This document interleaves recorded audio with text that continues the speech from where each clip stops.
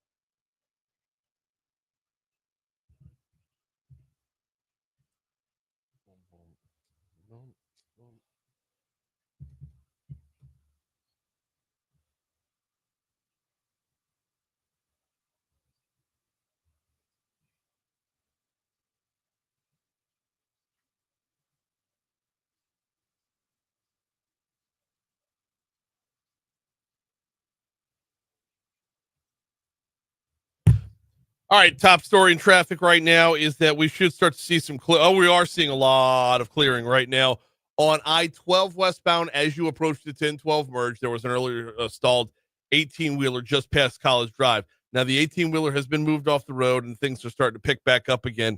It's gone from red to yellow, so that's a good thing. That was the only thing jamming up the interstate thus far this morning, though it did jam it up a good bit. You had the delays. We're back to about they started about Essen and then continued all the way through College Drive, but it's picking back up now. If you're coming in from Denham Springs, backing things up a little bit on 12 westbound. If you're coming in from Denham Springs, it's actually a lot lighter volume than normal. So you're not going to be by yourself, but you're not going to have to bump the brakes a whole lot. Overall, 10 westbound coming in from Ascension Parish, we're looking good there. 10 eastbound coming in from West Baton Rouge Parish, we are looking good there as well. Surface streets, we have got an accident. Harding at Howell was reported about 7 minutes ago. And I'm not showing it as a result of an accident, but I'm showing a ton of congestion on Airline northbound at Choctaw. And then it's slightly lighter if you flip it around to Airline southbound at Choctaw. So I wouldn't be shocked if an accident popped up on the board there explaining that. But as of right now, I'm just showing the delays. And that's your look at traffic from the Shaw Bills Tire Traffic Center.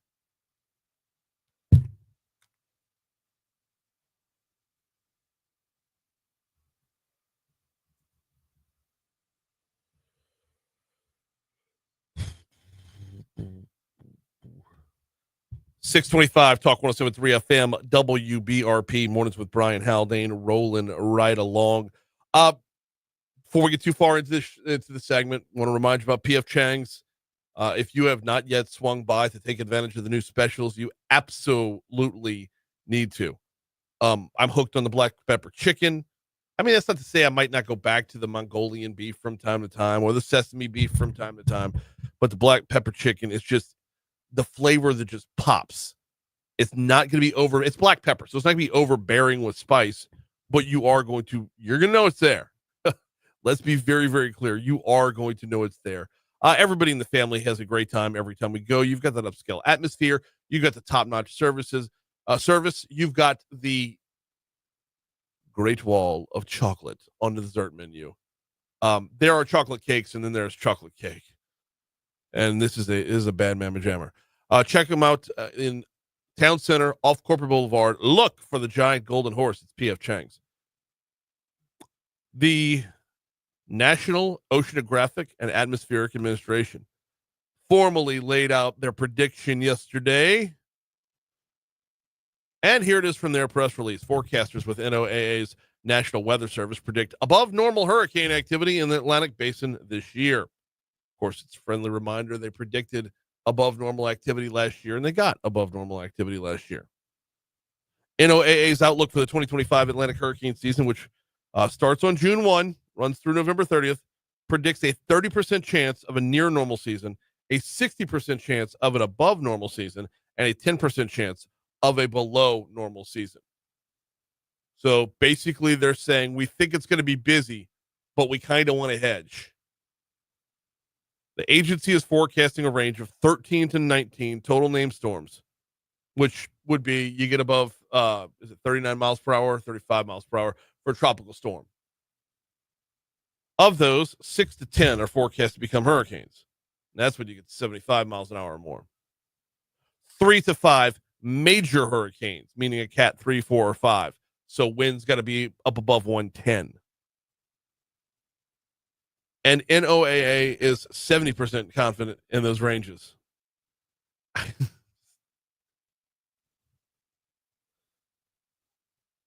The quote reads, NOAA and the National Weather Service are using the most advanced weather models and cutting-edge hurricane tracking systems to provide Americans with real-time storm forecasts and warnings, said Commerce Secretary Howard Lutnick. With these models and forecasting tools, we have never been more prepared for a hurricane season. But, of course, everything's with the hedge. Look, I know it's easy to make fun of it because, you're going to have a range of storms that varies from 13 to 19. I mean, that's essentially a variance of over 25%, and you're only 70% sure that you're going to be. You're telling me there's a chance. That's exactly right. That is exactly right. Your prediction could be off by 75%. You're only 70% sure that you're going to be within the 75% range. Have we all flipped over with the numbers yet? I mean, are we rolling into the Memorial Day weekend with our eyes rolled yet? By the way, friendly reminder, the first storm will be Andrea. The second storm will be Barry. Oh, Barry scratches a wound with me. Barry scratches a wound with me. We've had a Barry. And the fact that we have another Barry means the last time we had a Barry, we did not retire the Barry because Barry was nothing. I believe it was 2018. The Haldanes took their family vacation to St. Louis, Missouri. Went out to Anheuser-Busch, toured the facilities. Kids got to see the Clydesdales. Did not take in a St. Louis Cardinals game because bleep the Cardinals. Lifelong Mets fan here. Actually, we had the Cardinals on the schedule for after Hurricane Barry. Got the prediction by everybody that Hurricane Barry was going to kill us all. Hopped on a plane, left the family in St. Louis. It was me and the Red Cross. That's who was on the plane. Me and the Red Cross. Everybody said this storm was going to be brutal. So we wanted to be prepared for it. We got more rain on Tuesday than we got in Barry. Not sore about that at all, am I? Here comes news. We got David Tidwell next. David Tidwell is recorded.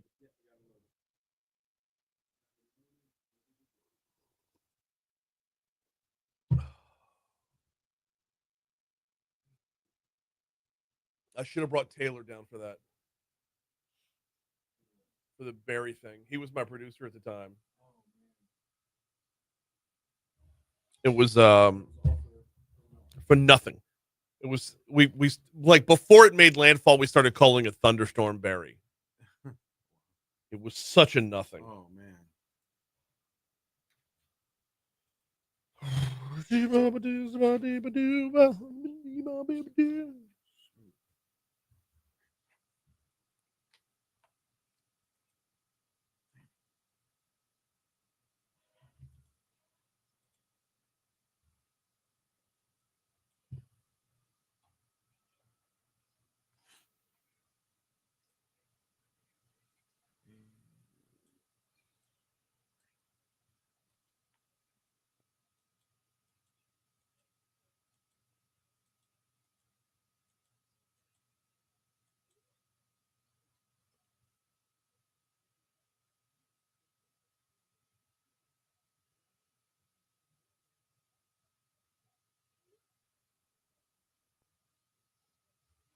Good morning, Christy. Welcome in, sweetheart.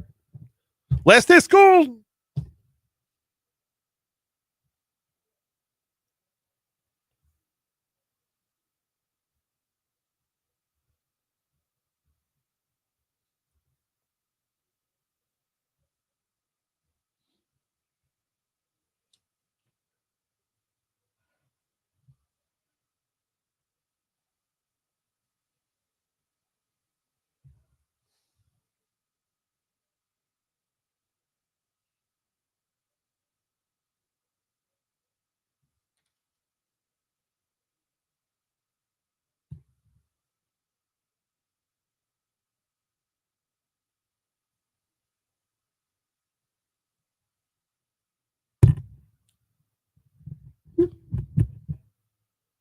Uh-oh.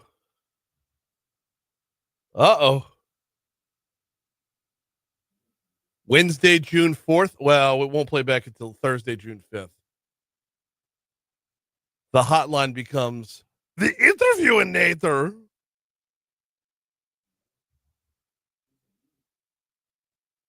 Herb, I know what we're going to do today. Phineas is coming on. Yes. Really? Yes. Vincent Martella is his name. Phineas and Ferb is coming back for another season. Yes. Man. That is funny. That's fun.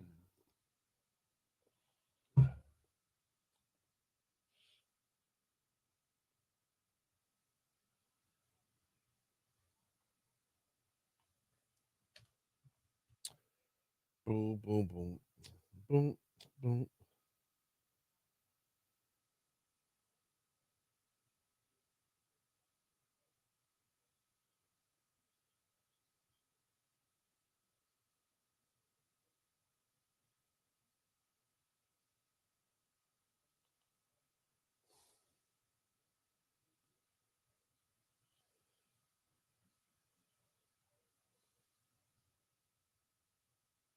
Oh,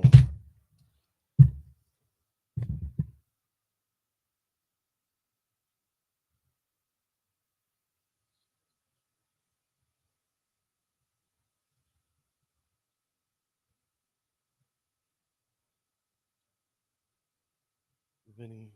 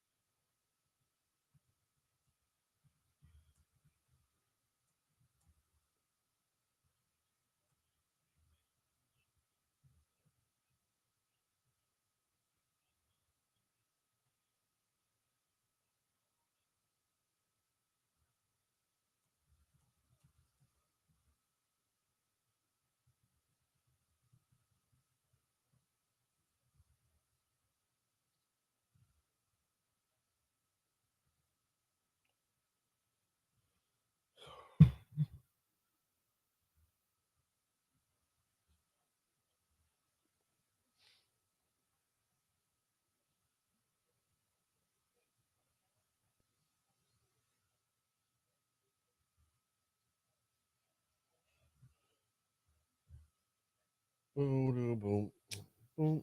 I should go upstairs and get my notebook to write that down, my binder to write that down, so that I don't lose track of the interview.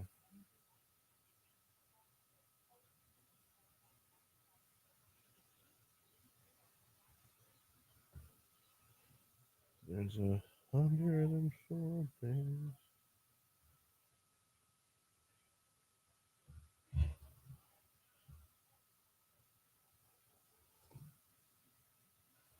All right. Heading into the holiday weekend, how's the forecast looking? We call her EKC. Here is WBRZ meteorologist Emma Kate Cowan. Do, do, do, do, do.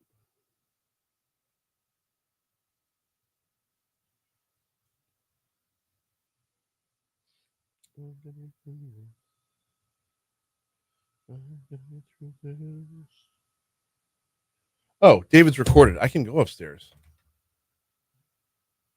Yeah. All right.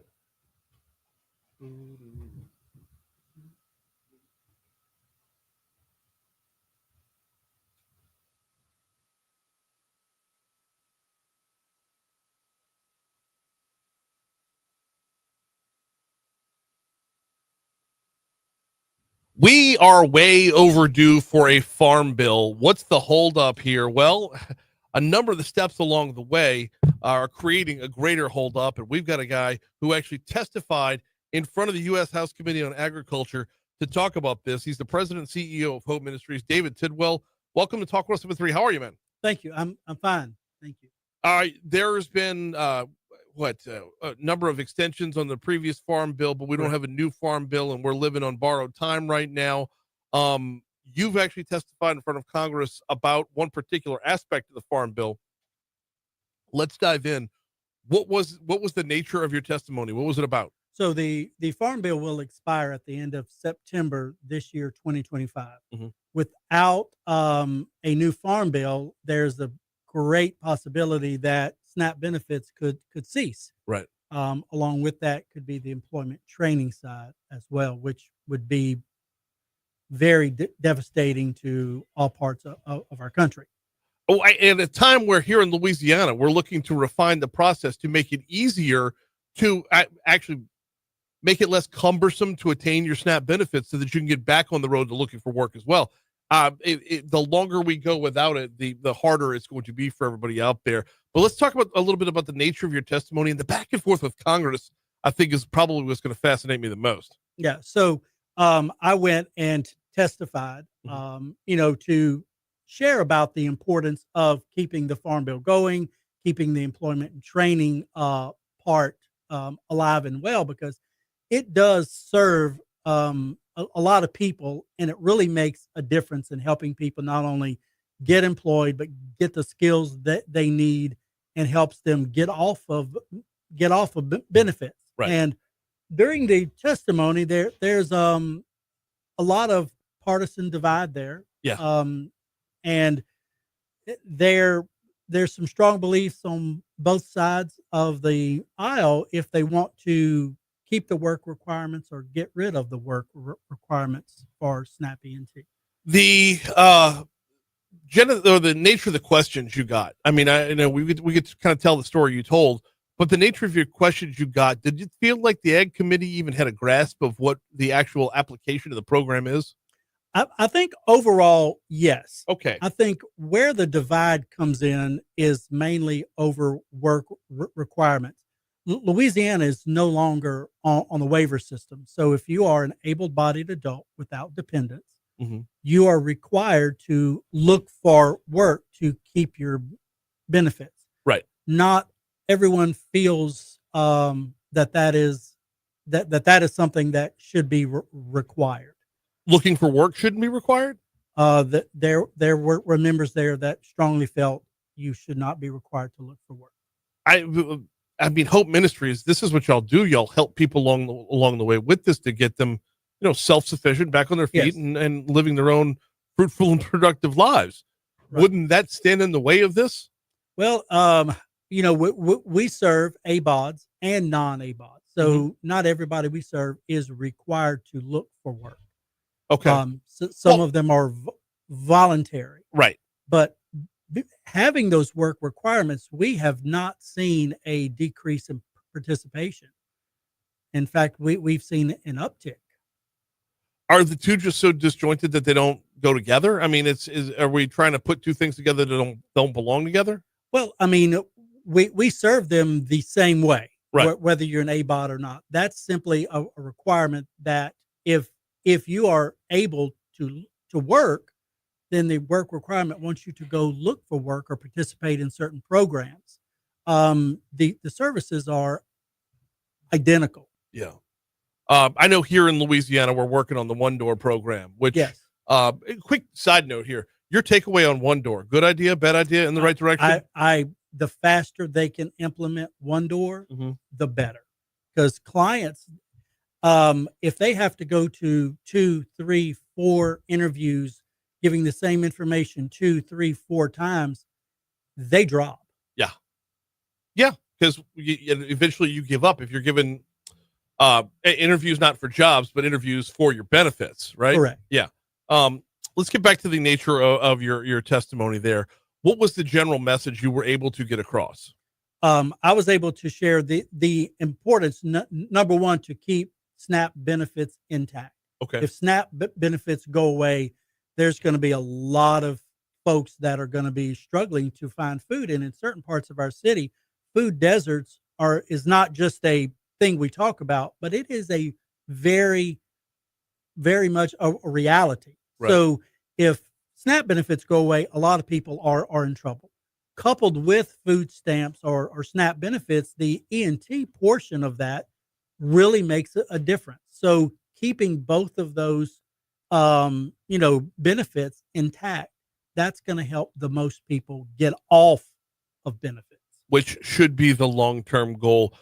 Your interactions individually, did you catch any questions along the way that felt like they were missing the point? There were some people that talked more about political views than the topic at hand. Elaborate on that. Goodness. There was a lot of, I don't want to call it name calling, but the chairman was fantastic and everyone was able to share their views. but he strongly encouraged them to stay on topic and not go off topic. And we were there to talk about the farm bill, Right. not who you wanted to be in what office. Right. And how tight of a reign does, I believe it's Chairman Thompson, how tight of a reign does he have over that room? He's a very kind gentleman. He gave them space, but made sure that the topic at hand was discussed over anything else. Start to finish, how long were you there in front of him? 5 hours. Wow. That is an extended period of time. Breaks in the, I hate to get all granular, but no breaks down the middle. No breaks. No, can I, Nope. go pee? Nope. Wow. Nope. And basically everybody's got to get their 2 cents in along the way. Each committee member had the opportunity to ask questions. They each had 5 minutes, and some of the committee members were there start to finish. Some came when it was their turn, left when they were finished. It was very orderly, right? But there are definitely some strong beliefs on both sides. We got about 2.5 minutes left with David Tidwell from Hope Ministries. I tell you what, if we have time on the back end, I want to get back into it a little bit, but give us the overall mission of Hope Ministries, just so everybody's on board with why you were called there in the first place. Right. So our mission is to prevent homelessness, promote self-sufficiency and dignity.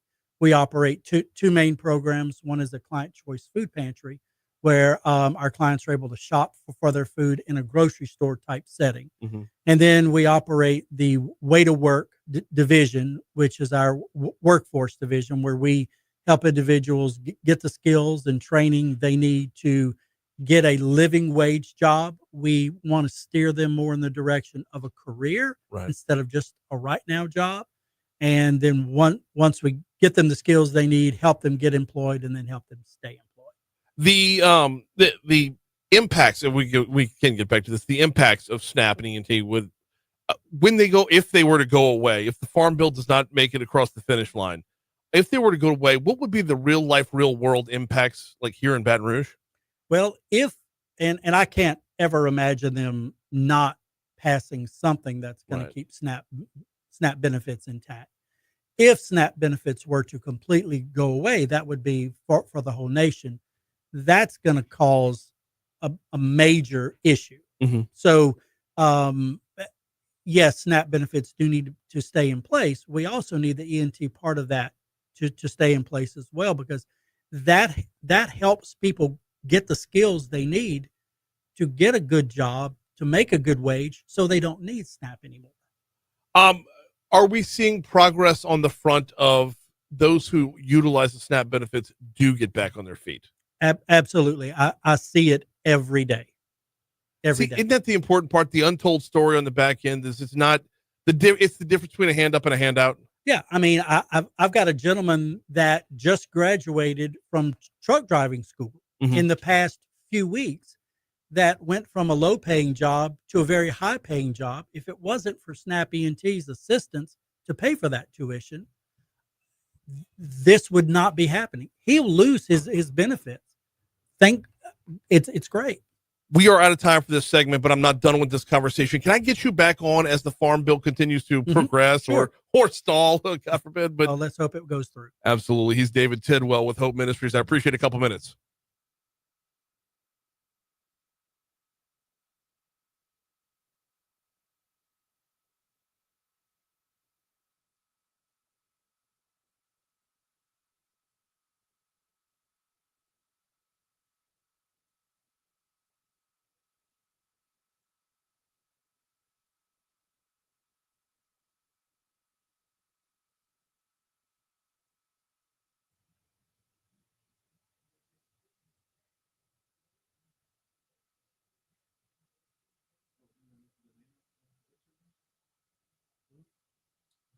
Oh, holy hell. I know it. It's Rachel. Oh. Right, yeah. She's been on before. That's what I was thinking.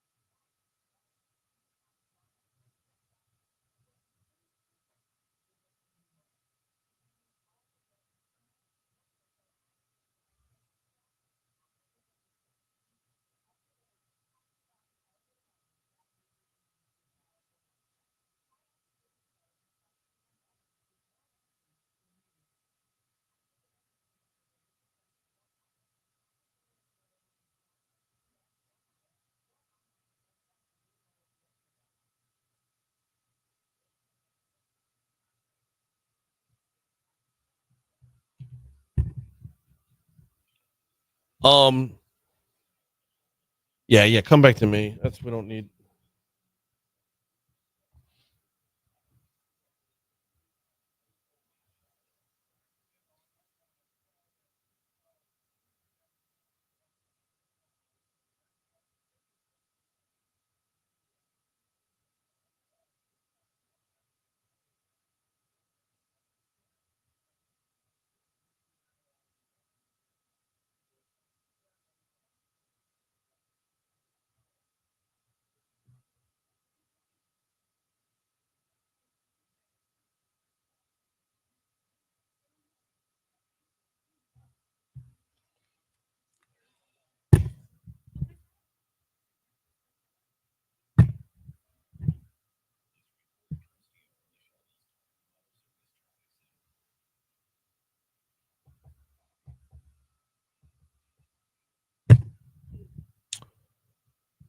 The unofficial start to summertime is Memorial Day weekend, and when we think summertime, we think of beach weather. When we think of beach weather, we think of, oh my goodness, I haven't dropped any weight yet. Well, it's not too late for that.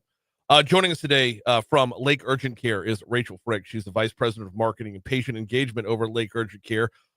Look, we all know about Lake Urgent Care providing the fast, reliable walk-in care for patients. 7 days a week, as young as 3 months old. They're also here to help out in other ways as well. And one of those ways would be medical weight loss programs.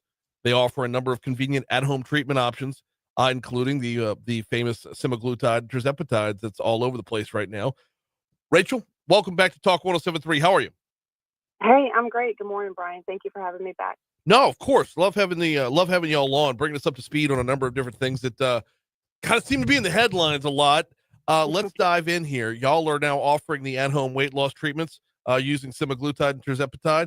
Walk us through how it works. Sure, absolutely. So our at-home medical weight loss program is designed for adults 18 and older with a BMI of 25 or higher.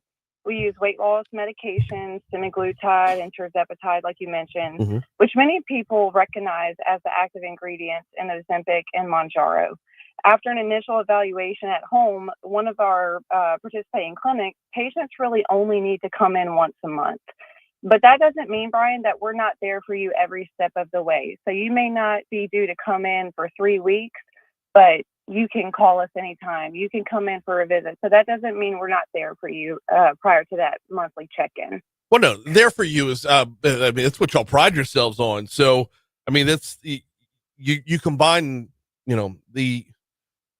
the convenience with the care is what y'all do. So let's talk about what makes y'all stand out from other weight loss options in the market.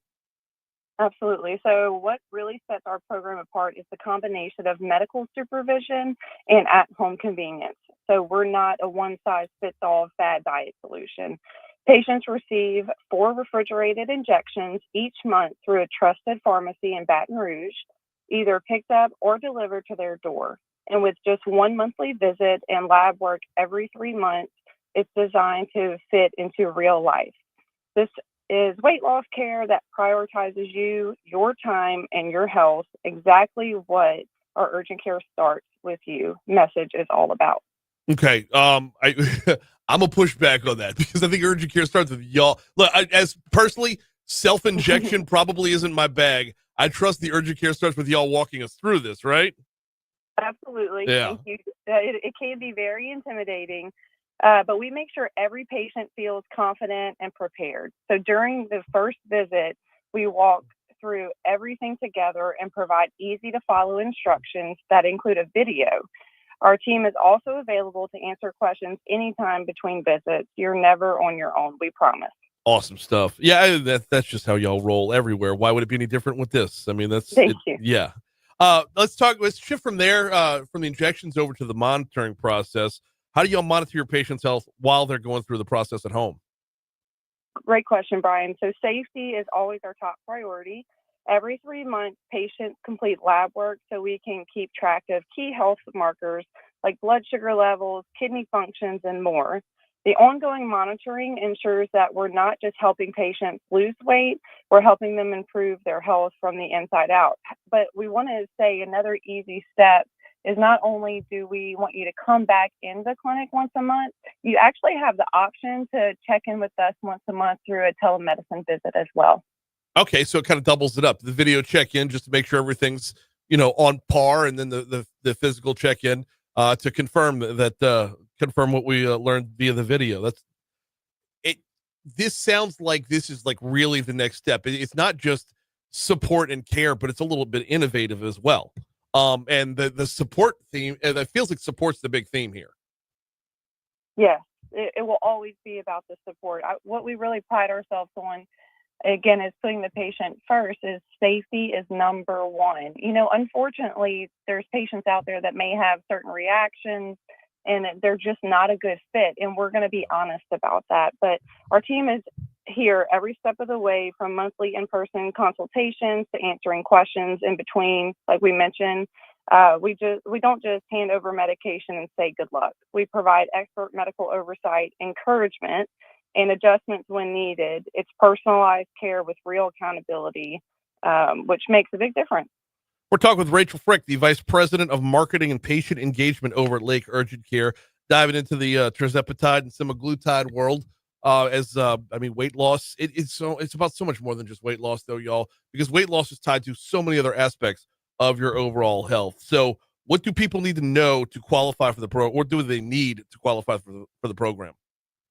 We're currently enrolling adults 18 and up who have a BMI of 25 or more. If you're unsure whether you qualify, our team can walk you through the screening process during your initial consultation. It's fast, easy, and informative. Mm-hmm. You can visit www.lakeurgentcare.com, or you can give one of our clinics a call, of course, or you can visit us on social media as well. The BMI is pretty easy to attain score right there. I mean, the parameters are pretty well set. There's not a whole lot left to question here, but that kind of sets us up for where we're going next, Rachel. And that is, for those who are listening that want to take the next step, exactly how do they get started? You can get started by visiting our website at lakeurgentcare.com. Give one of our clinics a call. You can visit us on social as well. And Brian, look, I always try to share a success story. Do you mind? It's very fast. Yeah, have at it. Look, it's actually myself. I don't know why I'm so proud to share the story, but I will say probably a year ago, when we started the program, I decided to jump right in. I met the parameters. I was at a BMI of 25. And of course, my thyroid, kidney functions, everything was healthy. So I was a great fit. And I lost 40 pounds on the program. And what's important, though, that we want to tell everyone, it's not a quick, easy solution. You have to change your diet, your lifestyle, right? So diet, exercise really comes part as our program. So we want to make sure we're not just giving you an easy fix. We want to change that lifestyle. But I just wanted to share everyone my success story. Okay, 40 pounds over what time frame? It took it only took about 4 months, but I would say to sustain and actually get off of the injections, it took about 6 months for me to change, completely flip my lifestyle. We got a minute and a half left, Rachel. I'm sorry. I want to keep on this because this is yours. Sure. So this is like the first-hand account here. So, okay, 4 months to lose it, 6 months to make sure you were maintaining it. So 40 pounds in 4 months, roughly 10 pounds a month, roughly 2 pounds a week. That doesn't feel all that drastic. How did you feel during it? How was it, your mood level, your energy levels? And I'm sure once you were on the back end, it was great. But going through it, how was it? Look, I will be honest, more than honest. So when you first initially started, everybody's different, but I will say you can expect a little bit of nausea. Okay. But that's what you're going to talk to your providers. There's Zofran available there. We want to help you treat those symptoms initially, but I have never felt better. It actually made me feel better. I didn't want the sugar. I didn't want the bad, right? It helped me when I was changing my diet plans and exercise. It almost gave me that encouragement. I know that sounds really strange, but it did definitely give me the boost. Well, no, success begets success. And the more the more you want to do it right, the more you want to do it right. That's awesome stuff. Rachel, thank you so much for hopping on board today and sharing a little bit about your own story as well. My pleasure, Brian. Thank you for having us. Always. Lake Urgent Care, where urgent care starts with you. Good stuff right there. Hour two's next.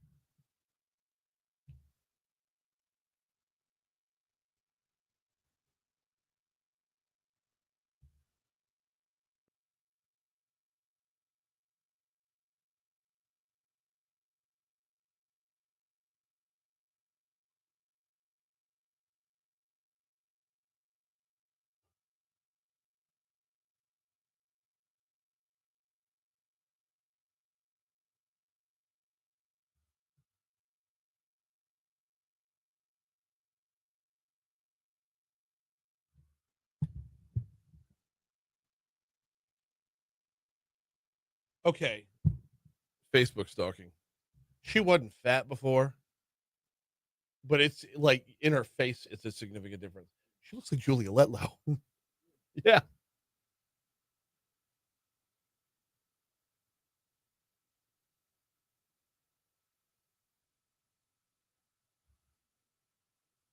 Yeah, like look, that's a picture from 2019. So that's before she did the thing, right? And then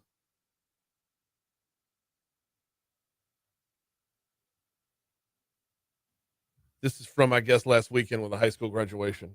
Oh yeah, She does. You see the let lower. It's really does. yeah. Wow.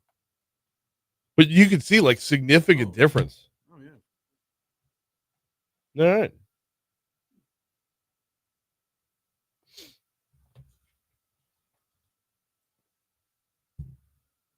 Did you want the notes from that, so you don't have to run it through? Boo doo doo boop doop doop.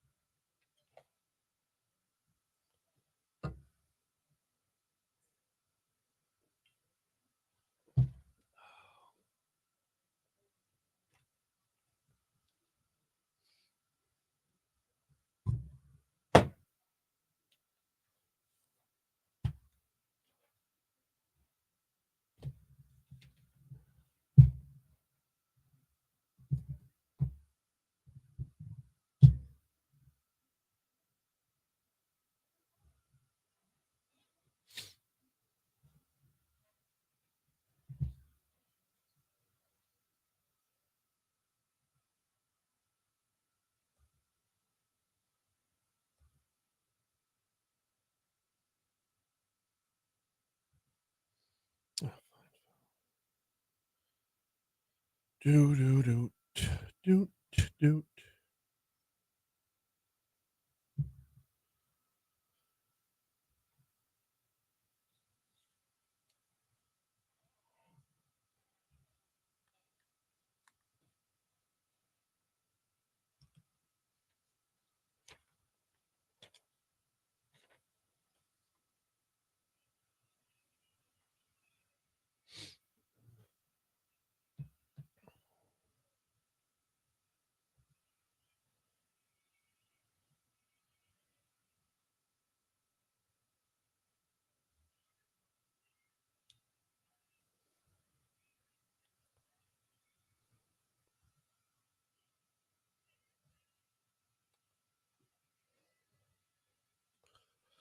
7:05 Talk 107.3 FM WBRP mornings with Brian Haldane rolling right along. Hour 2 coming your way right now. Brian here with you. John LaBeouf producing. 73 degrees in downtown Baton Rouge. John, that song we come into on the second hour of the show. Yeah. At Don't You Worry Child by Swedish House Mafia.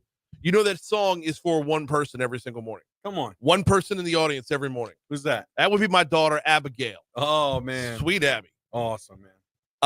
Which, by the way, I bring that up right now because it is Abby's 13th birthday. Yeah. Oh. Yeah. Happy birthday, Abby. Happy birthday, sweetheart. She has been absolutely crushing it this year. The grades have been on point. The basketball has been beyond compare. And she's just an overall really, really great kid. So love you, sweetie. Have a great last day of school. And let's have some fun this weekend. Happy birthday, boo. 7:06 Talk 107.3 FM WBRP. Busy hour on the way this hour. Fritz Metzinger. Got to make sure I got that name right. How do you get from the courtroom to the locker room when it comes to rev share in the NCAA? We're going to talk with attorney Fritz Metzinger about that in our next segment. Also this hour, Soledad O'Brien is going to join us. We had her on, I guess it was a couple months ago. She had teamed up with Rob Reiner to do a podcast on who killed JFK. Well, she's down kind of a side rail podcast that goes, well, it's a podcast that spun off another podcast, kind of in reverse. She's going to join us at 7:35 to talk about that. Right now, top stories and trending.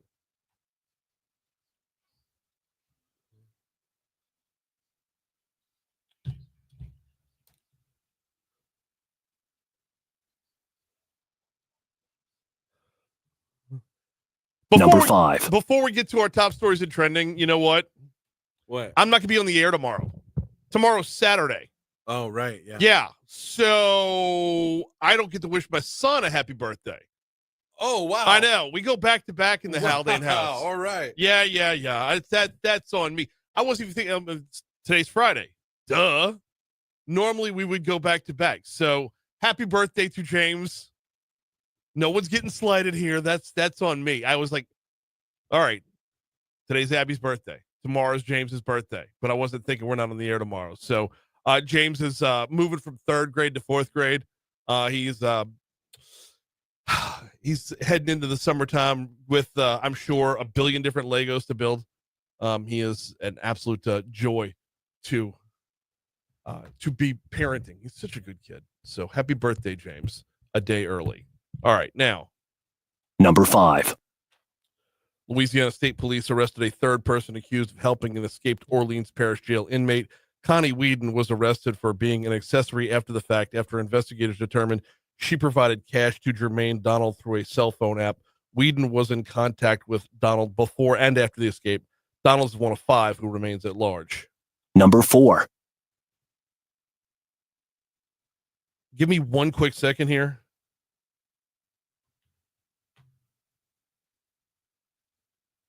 My apologies. Okay, here we go. Number 4 would be, yesterday were the funeral services for Mayor President Kip Holden. Folks filled up the Greater King David Baptist Church, remembering the former mayor and the profound legacy that he leaves behind. Holden, of course, served as mayor president from 2005 to 2016, making history as the first black mayor president of East Baton Rouge Parish. And obviously going to be marked by term started with Katrina, ended with the flood. Number 3. Number 3 brings us to LSU President William Tate's new job at Rutgers University in New Jersey. It comes with a significant pay raise. I'm grabbing this from the Daily Report, who grabbed it from the New Jersey Advanced Media. At LSU, Tate had a base pay of $750,000 a year plus bonuses and a 3-year contract extension that was signed back in 2024. At Rutgers, his base salary will be boosted to $1.1 million, plus significantly more in incentive pay and other perks. This according to the terms of the contract. Number 2. Number 2 takes us out to Tangipahoa Parish, where looks like prison breaks are all the thing right now, or escapees are all the thing. They're still looking for 5 from the Orleans Parish Prison. Well, Tangipahoa Parish Sheriff's Office is searching for an inmate who escaped from the parish jail Thursday night. 19-year-old Trayvon Johnson was booked and awaiting trial for his alleged role in a 2022 Hammond home invasion. Johnson's also one of 4 inmates who escaped from the facility in May of last year as well. So it's kind of an annual thing for him. Number 1. We were the first to report on this yesterday, kind of as the story was unfolding. A 26-year-old, Kelvin Jackson, was killed. Woman suffered life-threatening injuries in a shooting at a Florida Boulevard apartment complex yesterday morning. The shooting happened around 5:41 a.m. at the Avalon Apartments near Windsor Drive. Don't have motives or suspects on this yet, but I mean, as this was breaking, we had people letting us know about a dozen shots were fired. That's a round number right there. Nobody was actually counting to 12 on that, but roughly a dozen shots fired, overwhelming police presence at the apartments yesterday morning. So that's no motive nor suspects, but one dead, one injured.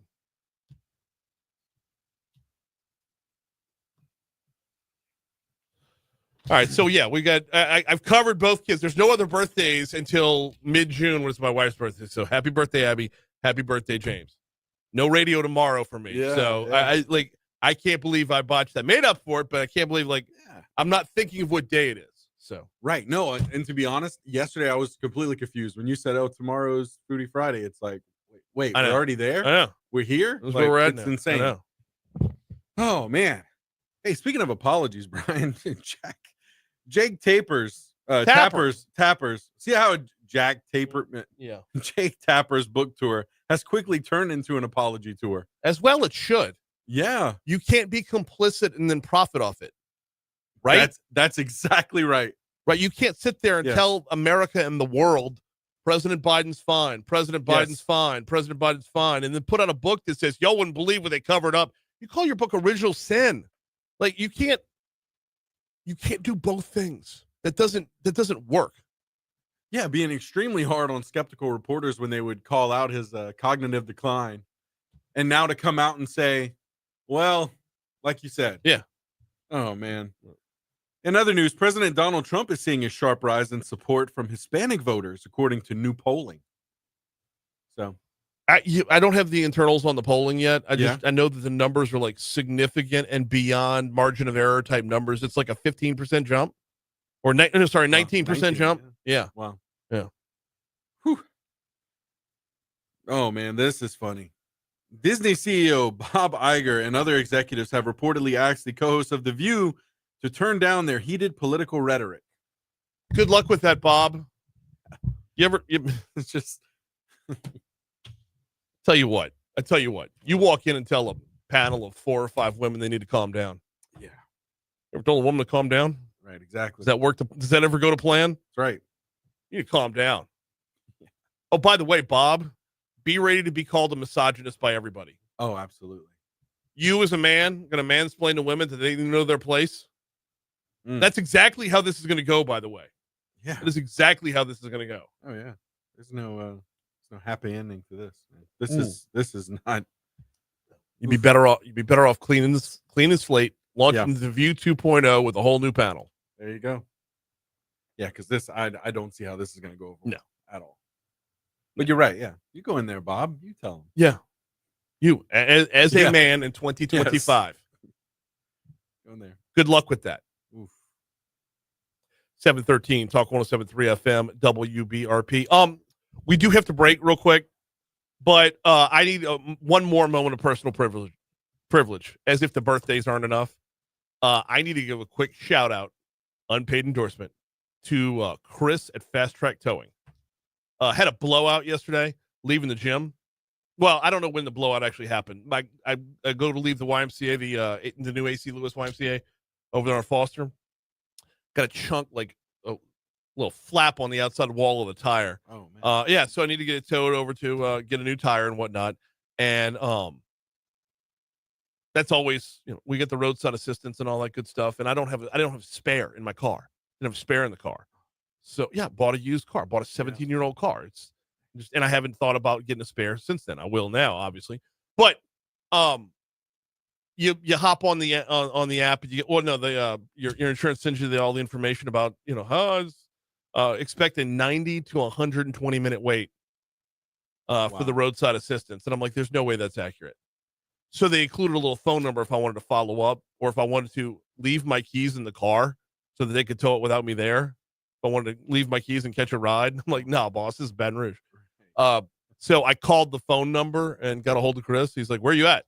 I told him where I was at. And he's like, "I'll be there in 5 minutes." So 90 minutes dropped to 5, got myself a new tire, got back on with my evening. Shout out, Chris. That's incredible. Yeah, good stuff. All right, 7:15, Talk 107.3 FM. Quick break when we come back. How do you get from the courtroom to the locker room? We're talking rev share next.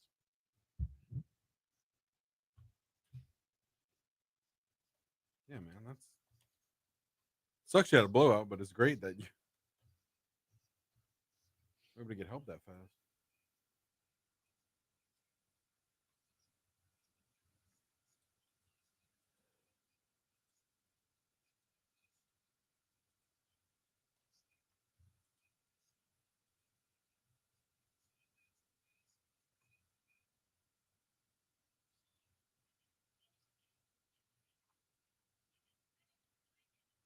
Oh, there it is. Yep.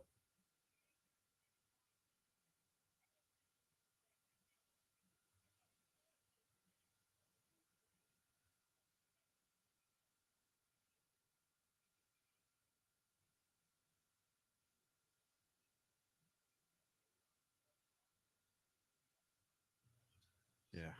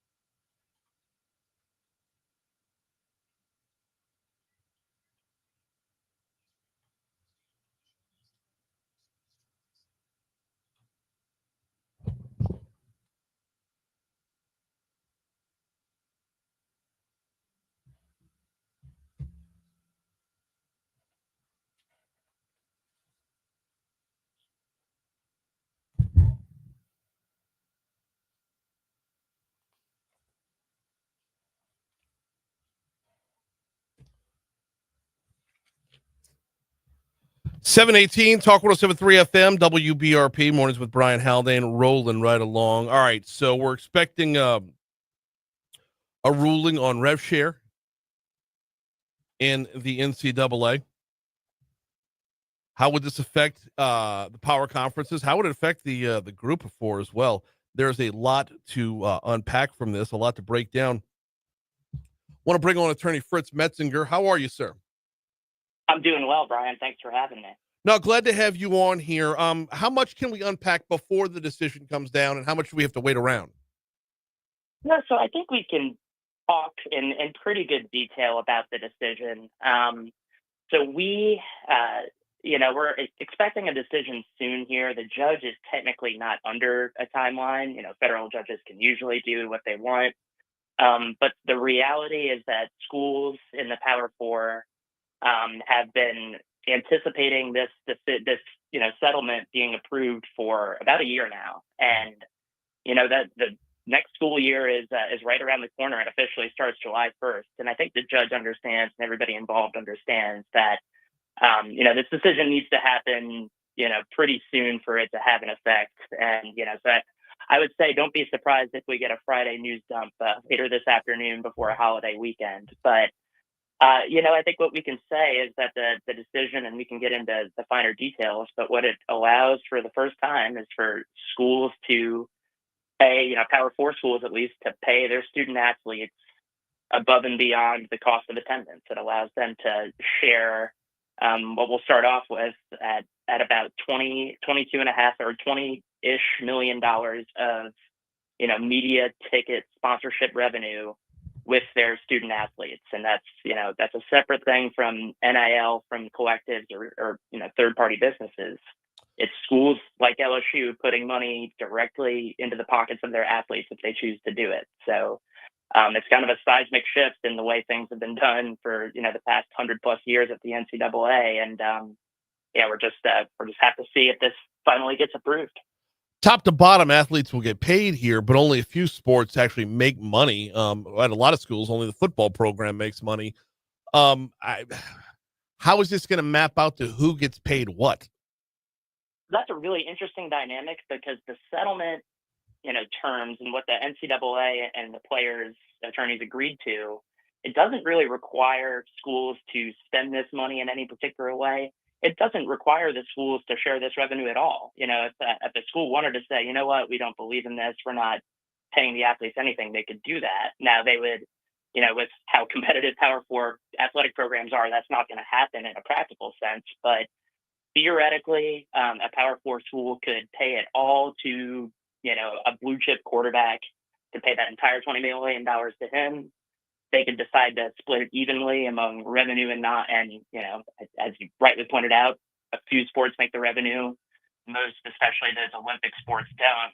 They could split it evenly, but schools aren't required under the settlement to kind of divide it up in any particular way. And I think it's going to be interesting to see how schools would do it. I can't say for sure, but you would imagine that football, men's basketball, maybe women's basketball gets the lion's share of that money. But depending on how schools go about this, I think one of the lingering questions is Title IX and whether there are going to be Title IX challenges based on, how schools, eventually share this revenue. And that's a question this settlement doesn't answer. So the short answer is schools can kind of do whatever they want. And the long answer is we don't know exactly, how that's going to play out in terms of further legal challenges.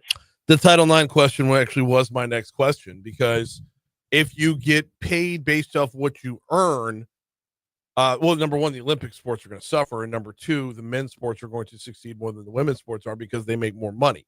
That's just one that's going to be left in the air and until it's challenged. The flip side of this is, what does this do to NIL? Does NIL keep going down that same, barreling down the same path where it's already out of control, but now you're just tacking on more money with the rev share to make it look like a salary with the NIL becoming the bonuses? So, Brian, this is probably the key point of this settlement and the future going forward, is that I think certainly a big reason that the schools and the NCAA agreed to this is that they saw the writing on the wall in terms of, players making more money. But I think they wanted to rein in what has happened the past few years with, these third parties and specifically collectives kind of, engaging in this wild, wild west arms race with NIL. Even though NIL has been legalized, NIL as pay for play, as an inducement to come to a school or to stay at a school, is against the rules, but those rules just have not been enforced. And so what you're seeing is kind of this wild transfer portal, this wild recruiting race, millions and millions of dollars. And I think the idea behind the settlement, at least from the school's perspective, is to say, okay, schools will have a salary cap. They can share, up to $20 million in revenue. The settlement calls for the establishment of what they're calling an NIL clearinghouse that's going to review NIL deals over $600 and say, okay, is this sponsorship deal from a car dealership or a business? Are they getting paid what you would expect someone to get paid for promoting that product? Or is this just a thinly disguised payment to get somebody to come play, quarterback for your school? And so I think the schools certainly hope that, it does curtail this kind of NIL arms race. The question is whether, I think that sounds good in theory. Whether that happens in effect and in reality, I think remains to be seen. Because as you probably know, I think as everybody who's a college sports fan knows, the history of the NCAA, tells the story of programs trying to get an edge and trying, whether under the table payments or, circumventing rules. That has always been the case. And, I think what has happened with NIL is that schools that are worried about, being left behind because of all the NIL money are leaning on these collectives. And it's just kind of become this thing where millions and millions of dollars are spiraling, are being paid out. And so I think the fundamental question is whether this new enforcement mechanism is going to have teeth, whether, these kinds of deals are going to be penalized, or whether, schools are, still going to be able to use collectives, or collectives are still going to, and boosters are still going to be able to make these astronomical payments as a way of circumventing this revenue sharing salary cap. I can't answer how that's going to play out, but I think that is the single most fascinating thing to look for going forward. No, I say, and I still don't understand the difference between a collective and a pay for play. I mean, if you're paid for your name, image, or likeness, you're paid for your name, image, or likeness. The collective just pulls things out and funnels it right back out again. It's a hard thing to, but I don't blame you. It's a hard thing to distinguish between, what they call true market NIL and, pay for play, because and there are exceptions to this. I think even in, LSU's had, they've had Libby Dunn, they've had Flow J. Johnson, they've had these athletes that have, provide value to a business independent of their sports performance. But the reality is that the value you provide to, a Baton Rouge business is probably going to be determined by, one, how well you play for an LSU football or basketball or a revenue team, and two, the fact that you remain on that team. Right. And so I think it's just hard for anybody to kind of distinguish between quote unquote pay for play and NIL. I think that's one of the big reasons why there hasn't been much enforcement. And I think it's one of the reasons why, I think, the schools certainly hope this new clearinghouse and this new apparatus helps, rein in some of the NIL pay for play. But it's just, until we see that happen, it's just hard to say for sure that, that will actually happen. We'll get around to whether or not Nick Saban can save us in just a minute with the College Sports Commission. But resetting here, we got the sports attorney Fritz Metzinger from Stone Pigment on with us. Here's a really random question. And don't discount this. How do you pay a two-sport athlete? Do they make money for both sports, or would that be a way to make the rev share dollars go further? And would you see like more football players running track or playing baseball if that were to happen? That's a good question, but I think schools can, because they can distribute this revenue however they want. It doesn't really necessarily have to be based on their contribution to the sport. Right. So you can, you could say, oh, you're a two-sport athlete, but you're not really a strong contributor, so we're not going to give you any of this revenue. Or, you could say, you could offer it, huge money to a recruit that doesn't pan out, but you're stuck into a multi-year deal. There are a lot of different permutations and ways this could go. But, I think that's a question though, is that, if from an athlete's perspective, if you're a two-sport athlete, or if you're spending more time, or if you're maybe not the biggest, the most ballyhooed recruit, but then you develop and you become a superstar, are you going to want to renegotiate with your school? Or are you still going to want to try to explore the transfer portal? There's some of those issues that, I think have bothered people about college sports in the past few years that, we don't know for sure that this settlement is going to solve. I think there's a hope that it, kind of reins in some of the chaos, but, it remains to be seen. All right. What's the role of the new commission? If everything is approved, what role should this new commission play? So I think the idea is that instead of kind of the old school NCAA enforcement, body, which, everybody criticized and kind of came under a lot of scrutiny, especially the past couple decades. The power conferences they're forming this entity called the College Sports Commission, which is going to enforce the rules. And the NCAA will still have the final say over whether an athlete is eligible.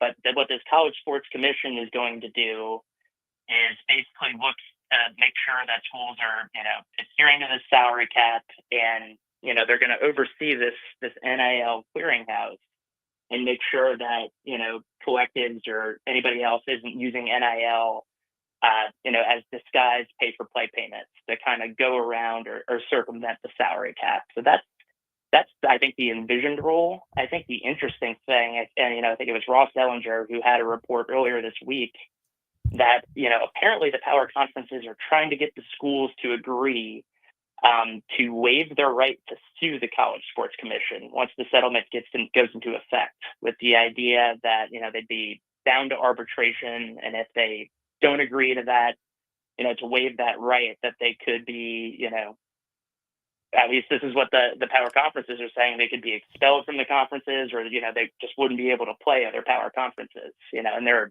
lingering questions about the legality of that. But I think certainly, what the power conferences are anticipating, that people may not be happy with all of their decisions, or they might even question that the extent of their authority. And I think they're already bracing for what is sure to be at least a few lawsuits that will still follow, even if this settlement gets approved. I can't. I know we're at 7:30, but can I keep you for like 2 more minutes? Of course. Okay, so I've got so many more follow. We might have to book a completely separate interview for this, Fritz, because there's so much. You can talk about this stuff for hours. Oh, I know. I know it. How the collectives and the NIL dollars, the way they're going right now, they have all the long-term sustainability of a Coke habit. How long before we see the Power Four and the Group of Four just completely split and the NCAA becomes some morphed entity overall? That's a good question. I think for years now, especially since the Alston Supreme Court decision a few years ago and since NIL in 2021, I think what an increasing number of people have floated the idea of football, in particular, splitting off from the rest of the sports and just having, you have a football, interconference, football national conference or league, and then you have the rest of the NCAA sports. And I don't know of any imminent plans for that, but I think with the way this is going, and you mentioned Group of Four at the top, this is the fact that this settlement will kind of further separate the power conferences from some of the other Division I schools. I think you could certainly see that happening, because it's I hesitate to use the word professionalization, because especially in the legal context, that's kind of a hot button issue as to whether these payments are turning college sports into professional sports. But I think you can see that the Power Four conferences in particular, and especially if and once this settlement gets approved, are really starting to resemble professional sports a lot more than the Group of Four conferences and other NCAA athletic programs are. And so I think you could certainly see some sort of split like you described. Well, I mean, they're paid, they have agents, and it is professional. I mean, everything else is splitting hairs. Last one before we get you out of here. I greatly appreciate your time this morning. We got sports attorney Fritz Metzinger for Stone Pigment on with us. Last one here. If the deal is rejected, can states individually adopt their own rules and pay players anyway? Great question. And I think it's worth mentioning that some states, I think Tennessee has had the most aggressive one, but some states have already passed laws saying, hey, you know what? Even if this settlement gets approved, you pay the players whatever you want. And this, new College Sports Commission, they can't penalize you. So to answer your question, I think some states are already trying it. They're doing that. The legality of that, I have questions over it. I think it's, I think when you're a state and you're trying to regulate kind of an interstate body like the NCAA or college sports, you run into some constitutional problems. So it's, I think if it didn't get approved and states try to do this, I think you would see, more lawsuits, and probably see more lawsuits regardless. But, I think states will certainly try it. I think whether those types of laws would be legal or, hold up on legal scrutiny remains to be seen. And I'm a little skeptical. He is Fritz Metzinger, sports attorney with Stone Pigment. Thank you so much for a couple. I am going to follow up. We got to do this again, man. We only scratched the surface. We'll talk soon. Have a great weekend. You too.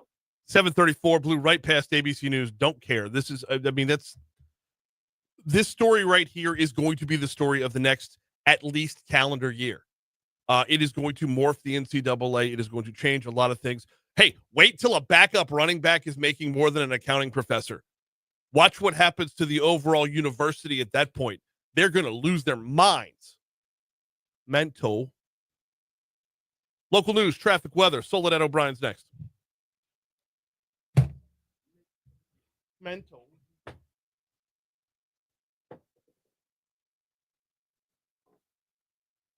Oh, can you imagine a tenured professor has to look up and see a backup running back making more than him?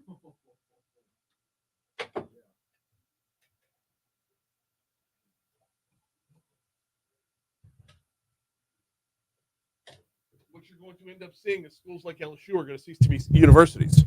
They're just going to be like football factories.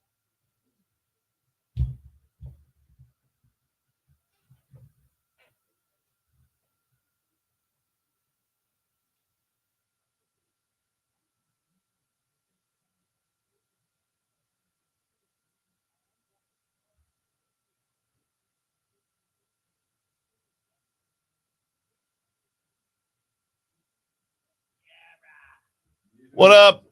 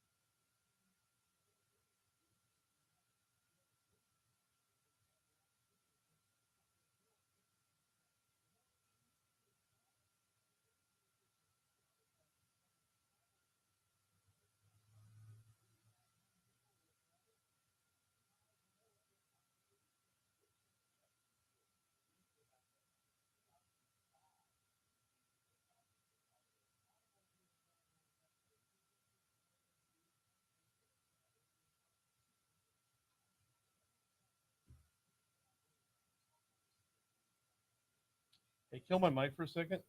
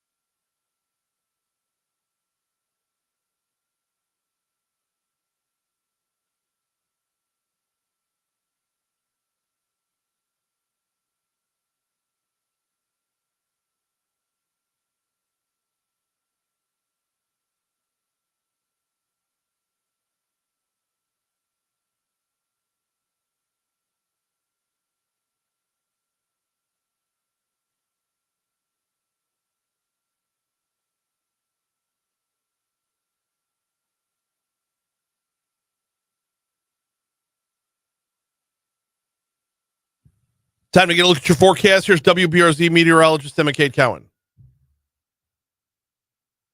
Smash right.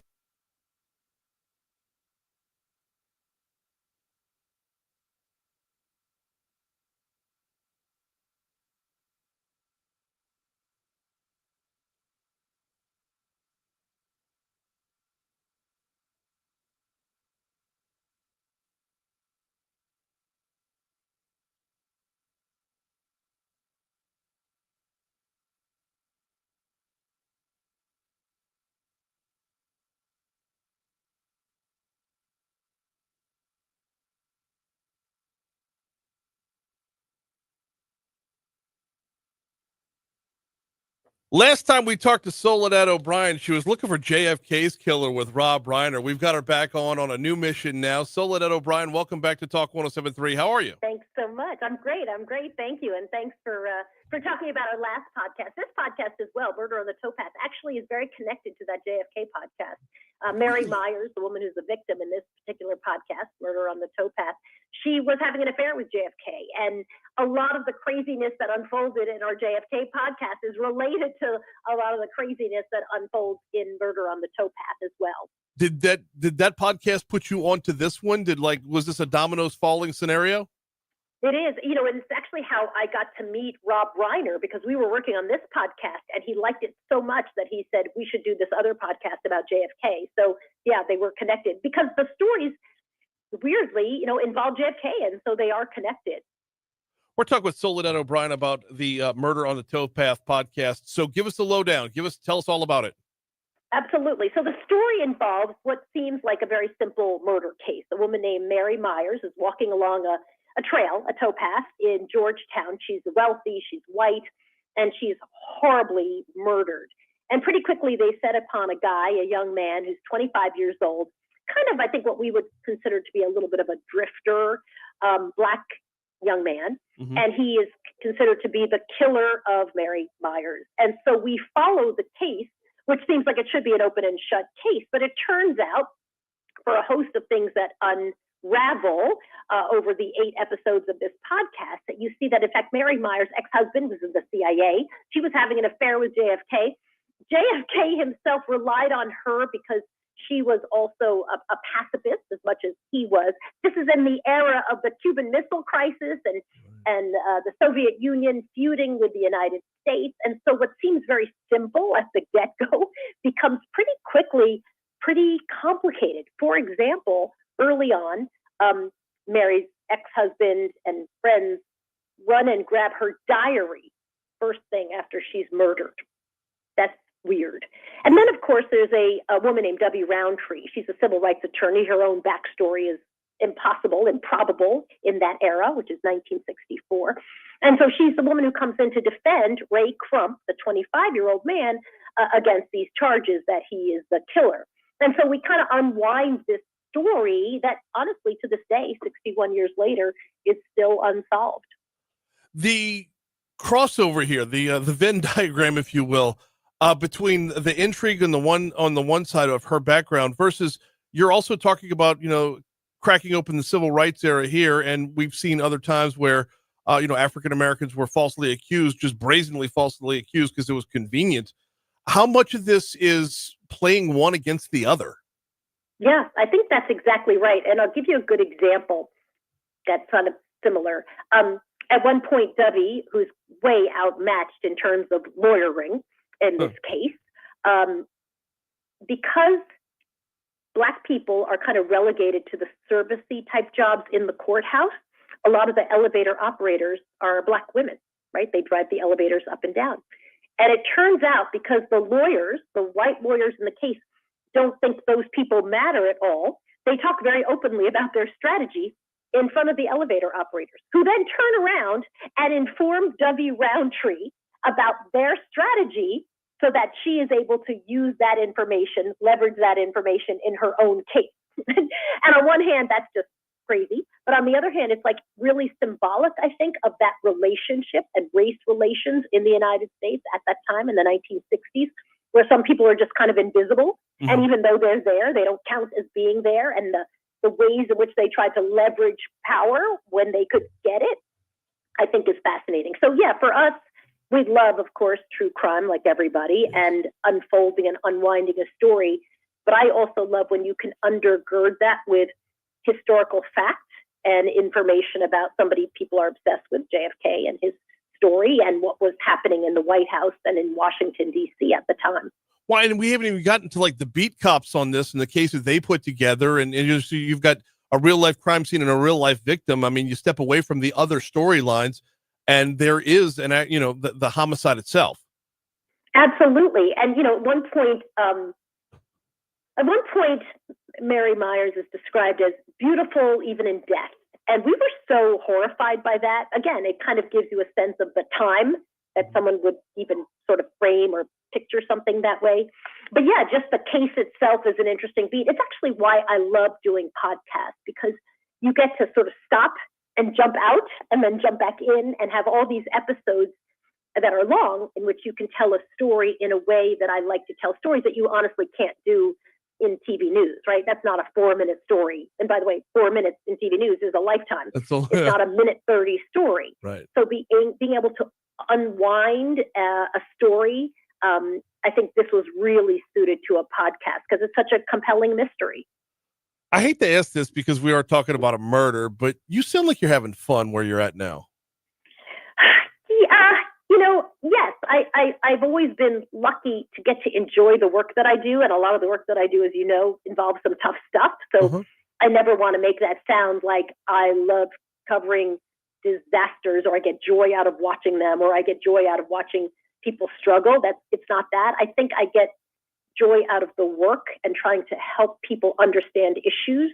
And so I do like that part of it. It's hard and it's fun. And I think it's, when you feel like you can do it well, you feel really good about yourself. But I think that's a very different thing than somehow getting joy out of a disaster if you're covering a hurricane or a disaster if you're covering a tsunami or an unsolved murder case.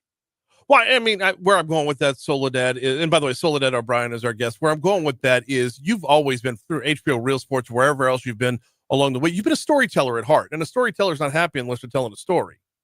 Yeah, and again, I think there are stories that you can tell well, and sometimes you don't tell a story well. But I think if you're ever able to unwind a story and say, "God, that was a good story," it feels like you're doing your job well, and that does give you a lot of satisfaction. Now, that being said, you got back-to-back stories that don't have endings yet.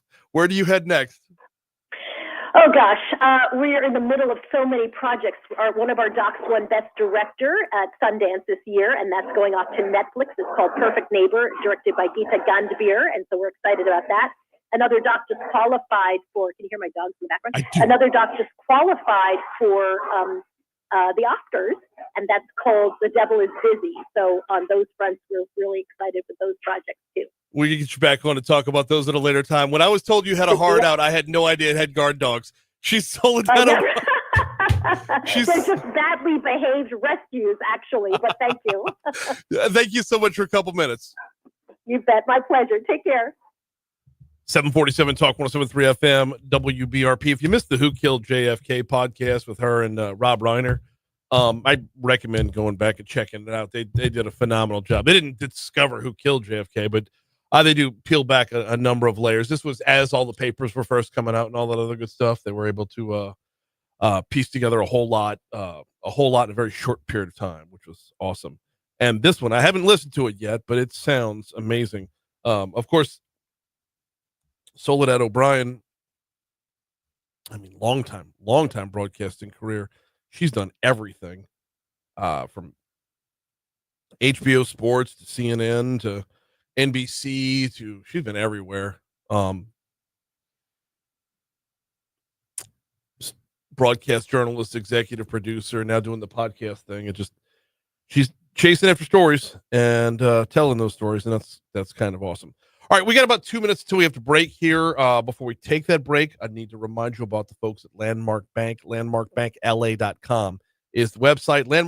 LandmarkBankLA.com. Hey, folks on the west side of the river, you got a Landmark Bank in your backyard. The Bruley location is the most recent addition to the Landmark Bank roster. Now, you're not going to find Landmark Bank in downtown Baton Rouge or downtown New Orleans or midtown Manhattan, for that matter. You are going to find them in the surrounding areas. They started in 1897 as a community bank, and they've kept true to that mission this entire time. Learn a little bit more at landmarkbankla.com. Get all the convenience of the big banks, the fintech that's available to you, but make sure you have a banker, someone you deal with personally. Landmarkbankla.com. Can I squeeze this in? Yes, I can. We're launching the Rad Dad contest again, y'all. Our Rad Dad contest is back and bigger than ever.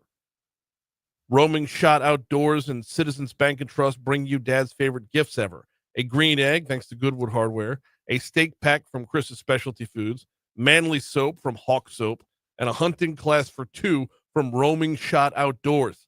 Upload pics at talk1073.com now through June 8th. Then get your friends and family to vote June 9th through 12th. Happy Father's Day to all those rad dads out there. 750 Talk 107.3 FM. We'll check your money now. We'll check traffic. We will continue next.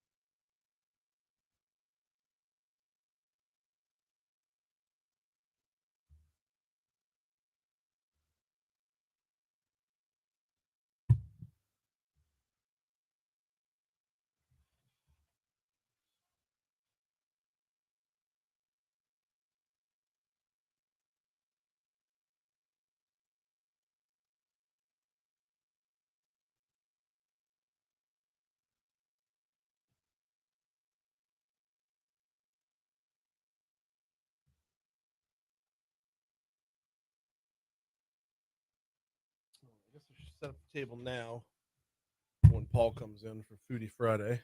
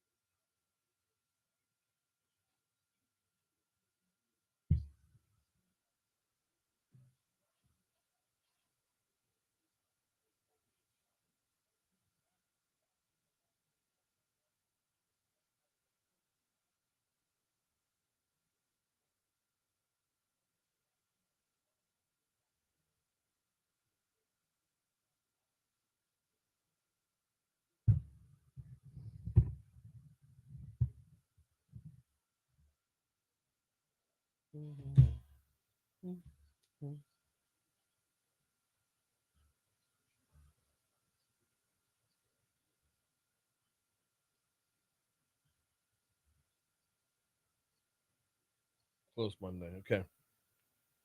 Damn it. I was going to take the holiday to get my car serviced.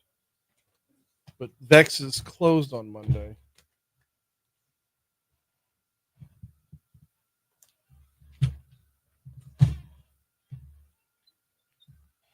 Yeah.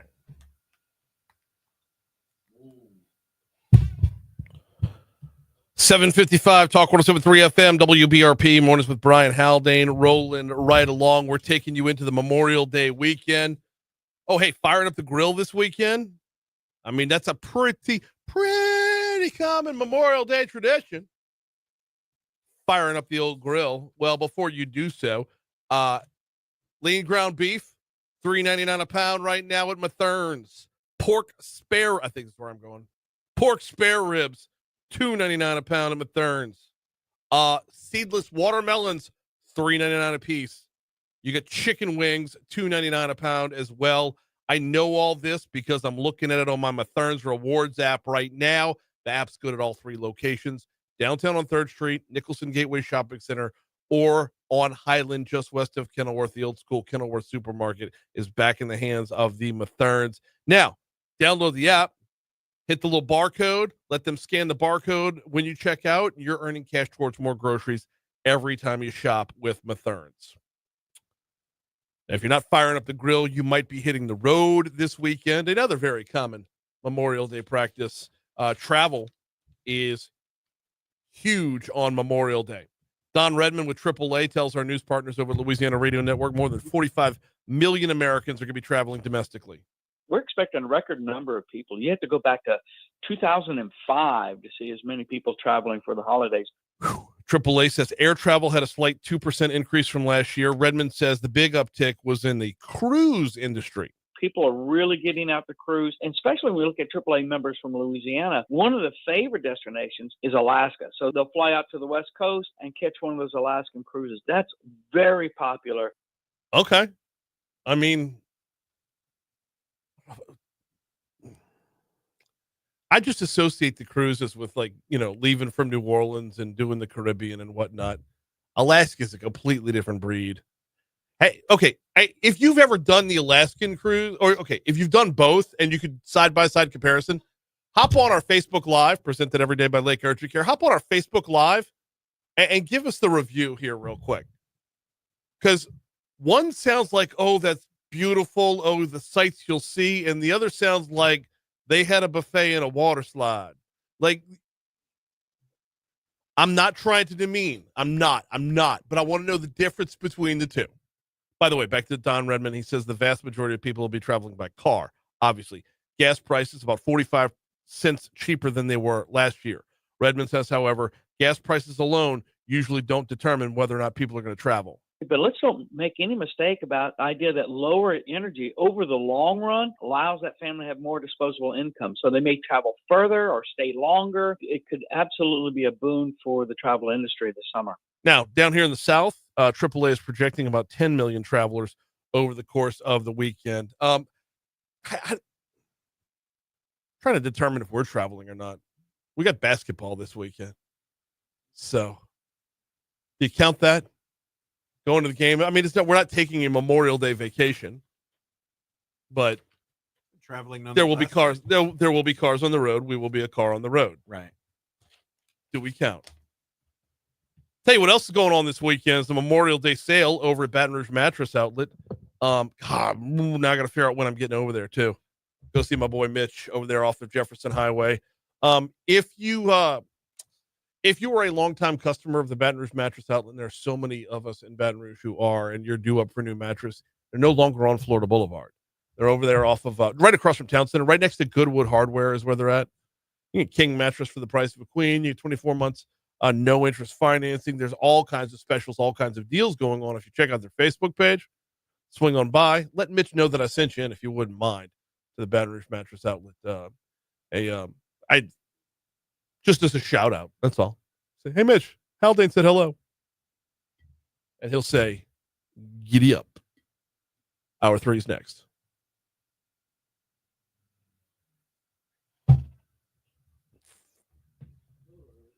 Hey, Bo. Morning. A few seconds early,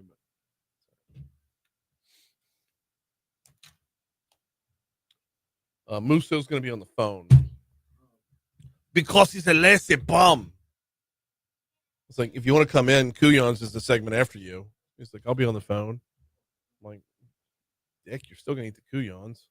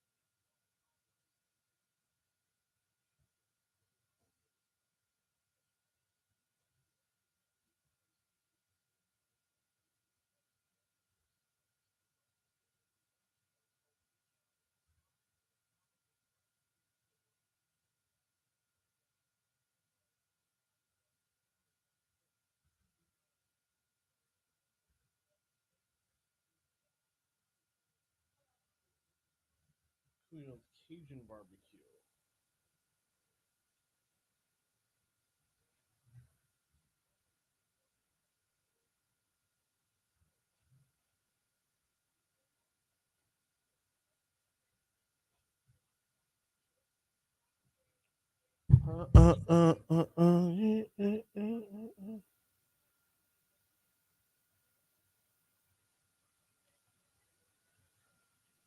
Can the university sue the athletic department for using its name, image, and likeness? Oh, damn. Damn. I don't know. I mean, all right, dial it all back. We had to, like, when the athletic department started, it wasn't earning millions of dollars on the branding of the university itself. Where we're at right now, damn, that's a good question. Think about that. Because the university gives money, the athletic department feeds money back into the university, not the other way around.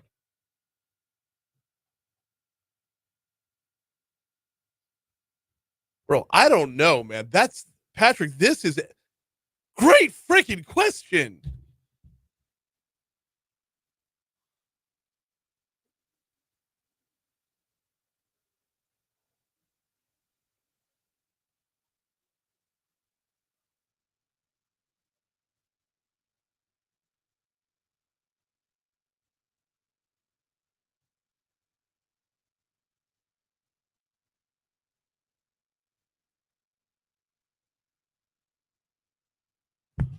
.806 Talk 107.3 FM WBRP mornings with Brian Haldane rolling right along. Hour 3 coming your way right now.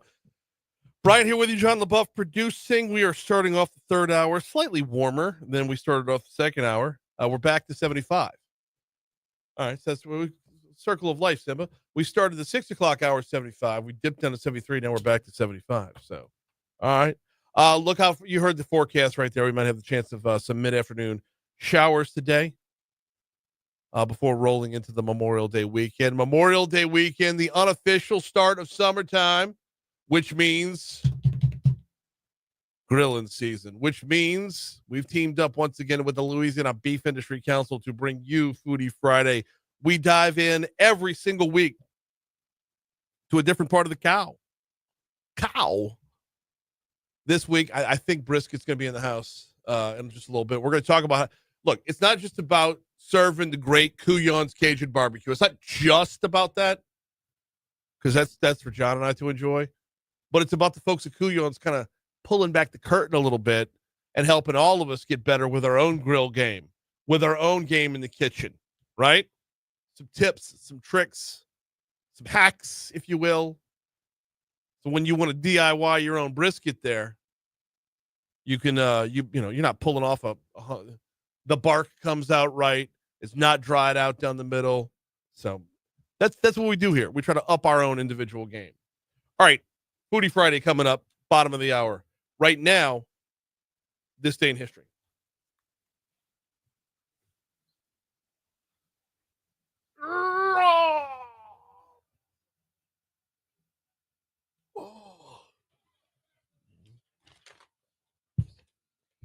Okay, that was different. I had to stretch, man. Oh no, not that. Did you hit the bumper? It was a little different. I did. It sounded a little different. Yeah. Did it? Yeah, like it's a No, I didn't. I was. yeah, it was like I something leaned was back. cut. I had to yawn and stretch real quick. Oh no, that So wasn't I what I was missed out. talking about. Yeah. That was. Let's get to this day in history. Now. Go for it. Oh, we were waiting on me. Yeah, we're waiting on you. I'm just kidding. Let's start with Benjamin Franklin announces his invention of bifocals in 1785. Ooh, I Thanks, saw those. Ben. I saw those in National Treasure. Yeah. 1788, South Carolina becomes the 8th state to ratify the U.S. Constitution. That happened. 1922, Walt Disney incorporates his first film company, Laugh-O-Gram Films. It's come a long way since 1922. Telling you. Yeah. Ooh, 1934, American outlaws Bonnie Parker and Clyde Barrow are killed by police in an ambush. Well, here in Louisiana, actually. Yeah. So, Yep. that Up by happened. Shreveport. Yep. 1977, U.S. Supreme Court refuses to hear appeals of Watergate wrongdoers. H.R. Haldeman, John, I'm not even going to try to pronounce that name, and John Mitchell as well. Wait, So- what was this one? They refused to hear appeals of Watergate wrongdoers. Oh, Haldeman. Yep. Yeah. Oh, yeah, I mentioned Haldeman. Who's the Enrichman? Ehrlichman. 1980, horror film The Shining is released today. Still one of the scariest movies ever to me. Yeah, it's a little terrifying. Yeah. A little bit. Let's see. 1985, President Ronald Reagan awards Jimmy Stewart the Presidential Medal of Freedom and promotes him to Mayor General on the retired list. Good for him. That happened. That's sweet. Let's see. 2017, U.S. President Donald Trump meets with Pope Francis at the Vatican. That happened today. Yeah. Anything else on this day? No, nothing big. Nothing big. This is really fascinating. 2024, Apple Music names Lauryn Hill's The Miseducation of Lauryn Hill the best album ever made. Fascinating. No, Best it's album. not. I know, right? That's what I'm thinking. No, it's not. Apple Music names Lauryn. Okay.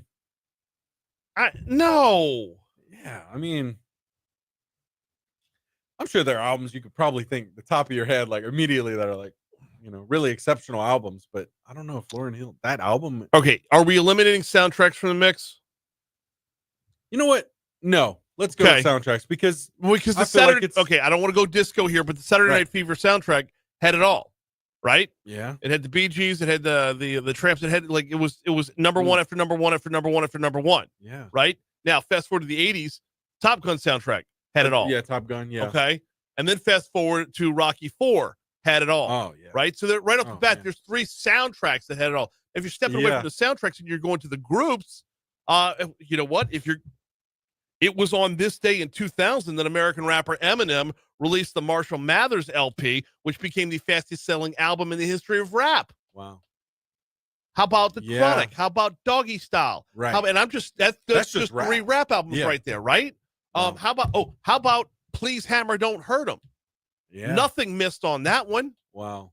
And that's just one That's just genre. from memory right there. Right. Yeah. Right. Now let's go over to rock music. Yeah. And the number of albums that would have been better than that. Ooh. How about it? Yep.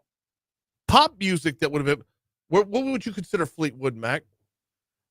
Maybe like a pop rock. Pop rock, type because of- now it's like yacht rockish. Yeah. But at But- the time, I'm trying to think of like at the time. Yeah. What it would be considered.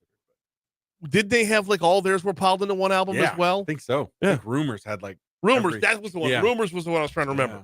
Wow. Lauryn Hill? So good. Lauren, and I'm not dissing Lauryn Hill or the Fugees or No. anything like that. It's just that Apple Music would say, hey, this is it. Best one ever. Yeah. What, did they just buy the rights to it to sell it themselves? Is that Right. Yeah. I mean, it's the greatest album ever made. follow the money, John? Yeah, Follow the exactly. money. Hey, we just bought Lauryn Hill. Name her the best ever. Yeah. That's such a that's a Donald Trump move right there. Oh man. The miseducation of I will tell Lauryn you Hill. this, though. Yeah, what you said, the Marshall Mathers LP, man, I wore that album out. Oh, my Dude, gosh. who didn't? Golly. Right? I was way too young to be listening to that. All right.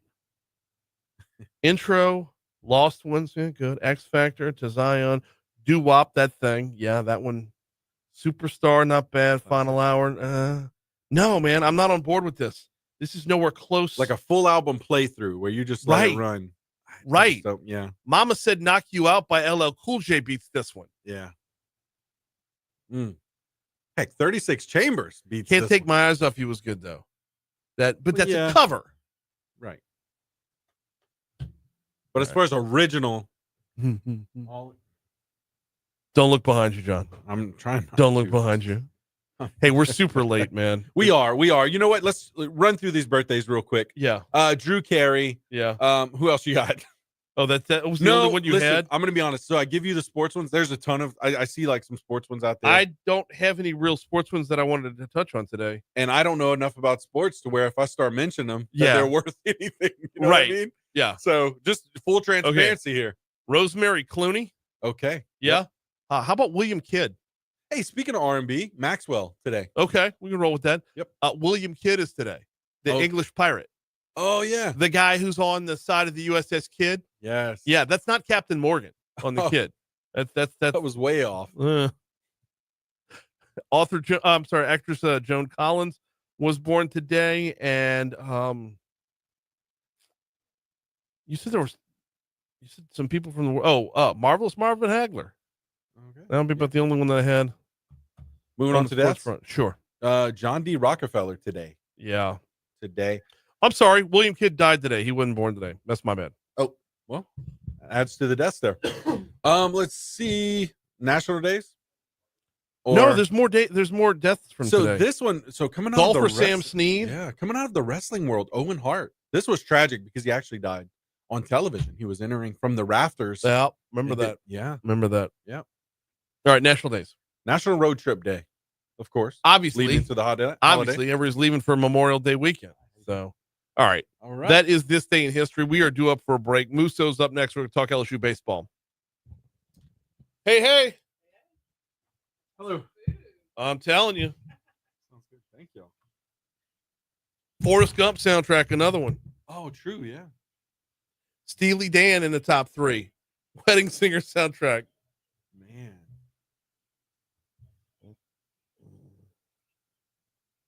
All right. Man, let's go. You know what? Let's even go with the Lion King soundtrack. The Tarzan soundtrack. So me coming up in the 90s, I'm just saying. Tarzan's a stretch. But oh my god, dude. What? But Phil Collins killed it. No Jacket Required by Phil Collins. Okay. So Apple Music named Lauryn Hill's album, The Miseducation of Lauryn Hill, as the best album ever last year. And so now we're just going back and forth on best albums just in general. Hey, even just soundtracks, whatever. You have Musso's number. You know what? I don't think I do. Let me.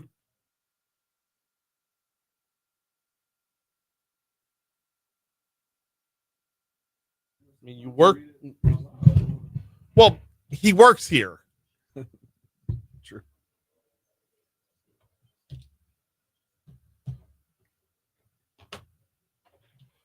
Oh.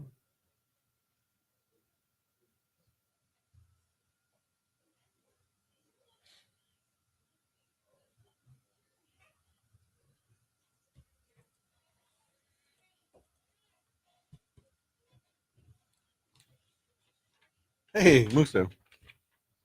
Hey, man, doing well. Looking to have you up here in just about another minute or two. You doing all right? Thanks, man. Awesome. So let us know what you're ready for. I knock out this segment, and then we'll come set up during the news break, and then you can tell everybody how to make a brisket. We're ready, man. Awesome. We're ready. Awesome. And make yourselves at home. Like, there's drinks and stuff. I see y'all redid this. Yeah. Please, yeah. I know. Hey, dude, if we could put a camera and microphones out there, I'd move the whole segment out there. It's so much more. It's so much more visually appealing than my damn fold-out table.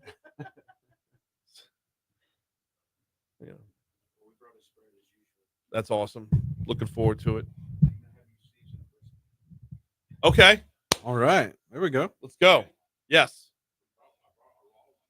Do you need a headset or the regular microphone gets it? Okay.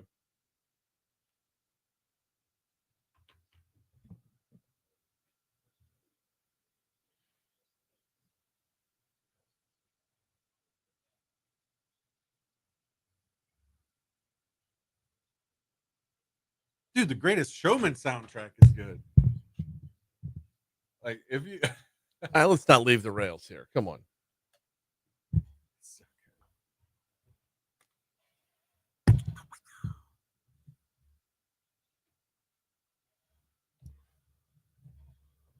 818 Talk 107.3 FM, WBRP, mornings with Brian Haldane, rolling right along. LSU baseball has their first game in the SEC baseball tournament over in Hoover, Alabama tonight. Playing a team who's already played 2 games. We're going to have on with us right now. He's the producer of After Further Review and the host of the Musso at the Box podcast, Matt Musso. How are you, sir? I'm doing great, Brian. Good morning. How are you? Dude, I can't tell you how good I am right now because this is the Friday before Memorial Day. You know this. You work in the building. From Memorial Day to Labor Day, the Louisiana Beef Industry Council hops on board to sponsor Foodie Friday. So this is the first salvo of the grilling season. We got Cou-Yons in the house, and you're on the phone, sir. Yeah, I know. Yeah. I know. It's not. I won't be. It won't be much longer until I'm up there, and you'll probably see me pop my head in there. Back of the line. That's fair. No. It is you get whatever you need once you get here, obviously, because you have to take that punishment from 3 to 6 every afternoon. Every day. By the way, why didn't you roll with Moscona after the show yesterday? I was over there at Chris's for the Haspel Trunk Show.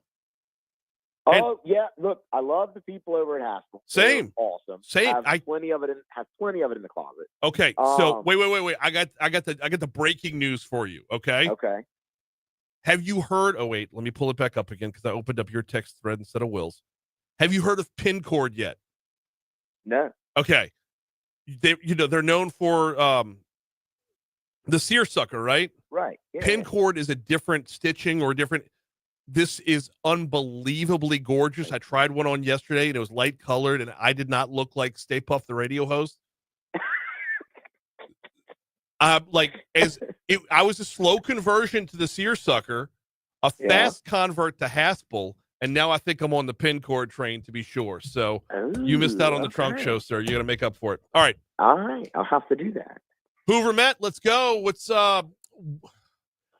Let's start off by previewing Texas A&M because they've played a couple games already, and are they on fumes?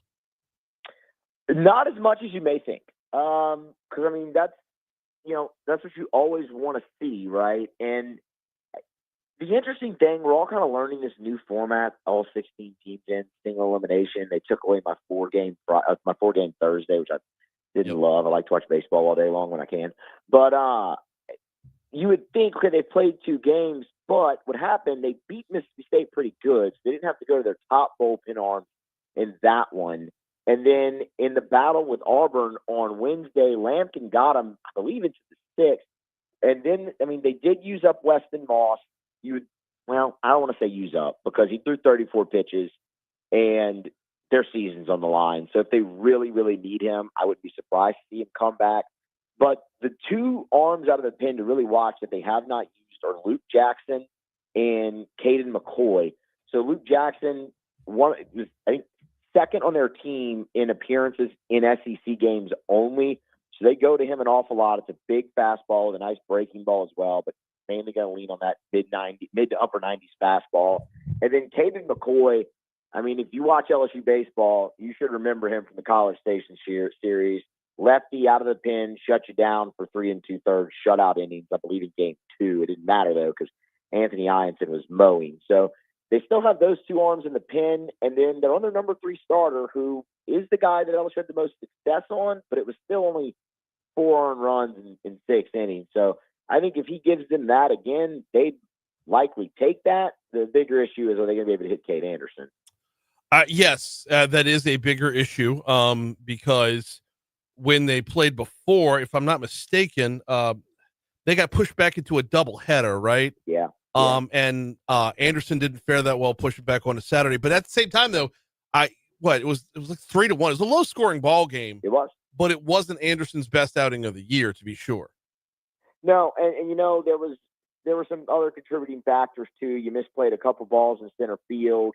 I mean, everyone's going to look at that third game, Ryan. That is the one that, man, LSU had the 4-2 lead in the eighth, and I'm not excusing that at all. But A&M kind of beat you in that game. That first game when Anderson pitched, and you had the misplays, you had a runner thrown out at the plate, all those things. You kind of gave that one away. It felt like, and you never want to do that with your ace on the mound. So right. That's going to be a really intriguing deal. I was going to say this weekend, tonight with LSU and A&M, because I wouldn't be surprised if that team wants a little bit of revenge. No, I wouldn't be surprised either. And they're playing at a different level. I mean, but they're backed into a corner to where they basically either have to make it all the way to Sunday or win the whole tournament in order to advance their season here. Rewind the clock on A&M, if you would, because going into the season, there was a level of expectation. Midway through the conference season, there was a complete dismantling of expectation. And now it's like a Jekyll and Hyde thing all over again. Yeah, it's funny you bring that up. I was talking about it on the show that dropped last night and early this morning, where it's like, when you play a team for a second time in a season, no matter what sport or at any level, each team is different the next time you play them. Yeah. And in one sense, A&M is actually kind of the same, because like you said, that's a team that was preseason number one, and everybody liked to crack on them when they got such a slow start. Like, well, how are they preseason number one? Well, I mean, did you see their team? It was the same exact team that finished runner-up last year in the entire country. Like, they were all back. It's easy to see why. And they got some big names in the portal. They got off to the slow start, but right before LSU got into College Station, they were starting to find it again. They went on the road to Knoxville and won a series. They went up to Fayetteville and won a series, and they beat you. What happened after that is, well, they were feeling themselves, and they got swept by Missouri, who was just atrocious this season, and the wheels fell off. But now they know what they have to do in the SEC tournament. They've won a couple games, and it feels like they're starting to believe again a little bit. So, no, I think they're absolutely dangerous.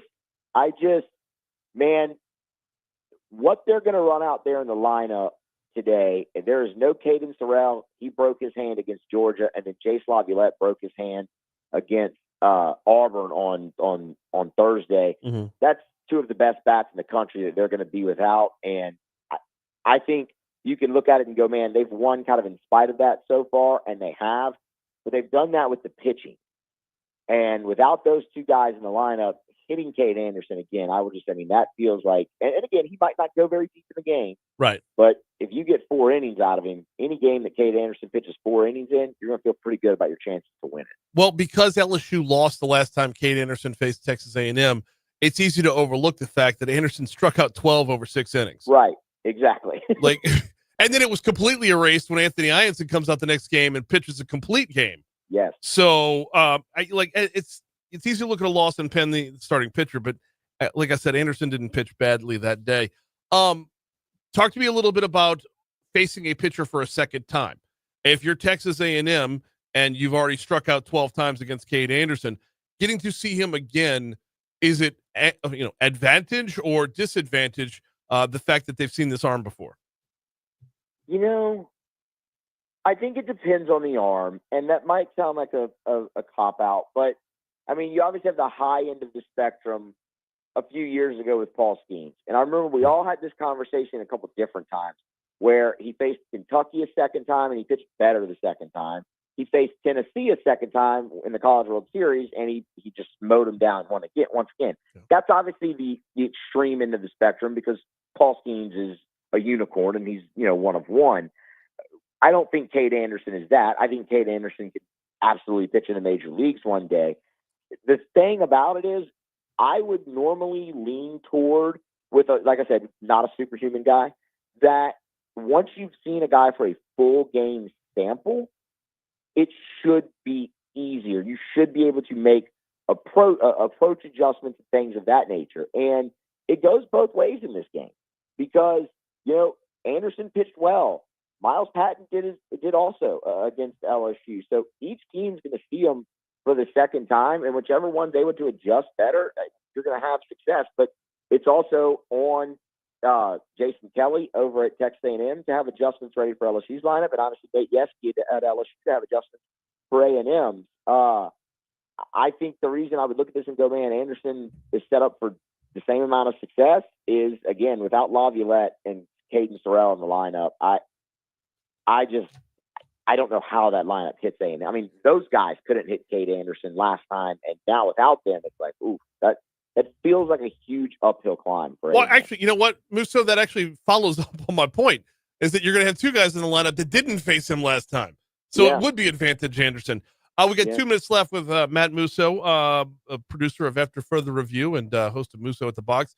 In these last 2 minutes, Jay Johnson's approach to the postseason, specifically the SEC tournament. Are we I know he's going to publicly say he's looking to win this thing, but are we looking to win this thing, or are we looking to set up to A, make sure we're at home, and B, make sure everyone's well rested for regionals? In the past, I would tell you I don't think he's looking to win this thing at all. Okay. Last year, maybe, because they were doing everything they could to secure their spot. Even though really after the first win, they probably had done that already, but they played the Sunday anyway. With the format change, I'm interested to see how he does handle it, because like I kind of led the conversation. It's new. We're all getting used to it. LSU is set up to just play a weekend right now, Right. Friday, Saturday, Sunday, because of where they are. They've been real successful at winning weekends this season, and they've been real successful at sweeping weekends this season. I mean, you had 3 of them in SEC play that you swept. So I'm going to be real curious. I still think they don't, just because for me, the SEC tournament is always get your first 2 starters out there, get them starts, and then whatever happens, happens. But with them only having to play 3 games to win the whole thing, we know they're set up to be able to do that. So I think we'll learn. I think it might be a little bit of a different approach, just given their position in the field this year. Yeah, and then when you add to it, you're likely going to you're going to be playing a 4 seed next weekend. So you could have Anderson, who's gone 135 pitches in one game. Actually, I don't want to say you could rest him next week, but he's probably not going to have a heavy load next week. Matt, always appreciate the time, brother. Come get some barbecue as soon as you get in here. I will absolutely do that, my man. Thank you. Thank you. Here's news. All right.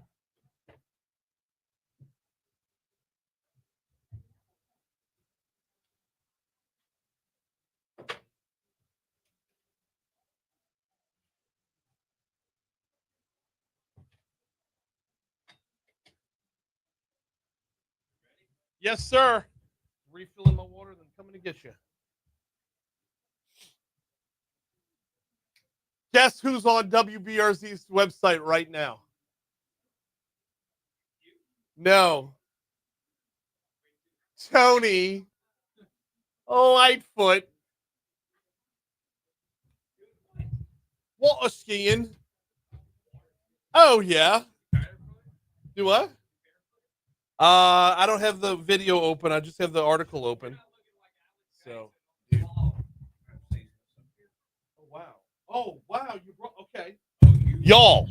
Seasoning for brisket, bro. We brought the finished product. Okay, we're going to have a before and after for you. I mean, we put in a mini fridge out there, but we didn't put in a smoker. Play Her Weather, please.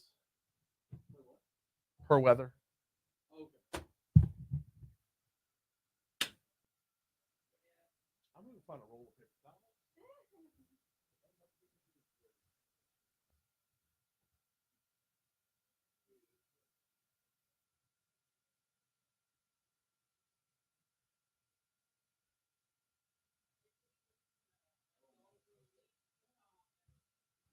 So you can start bringing it in here if you want to.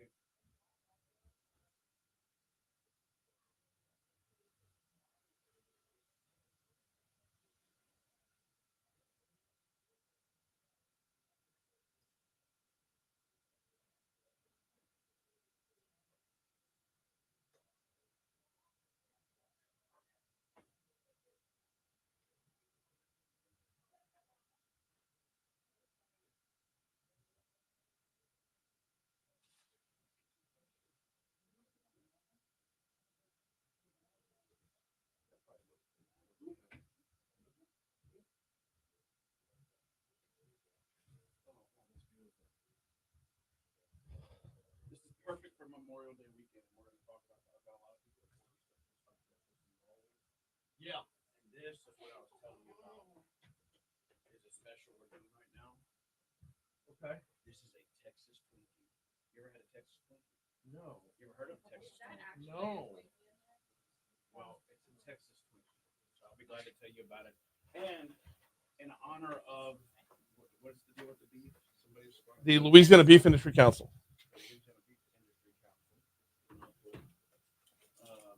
So in honor of them as well, this is a couple of really fun brisket items that we're doing right now.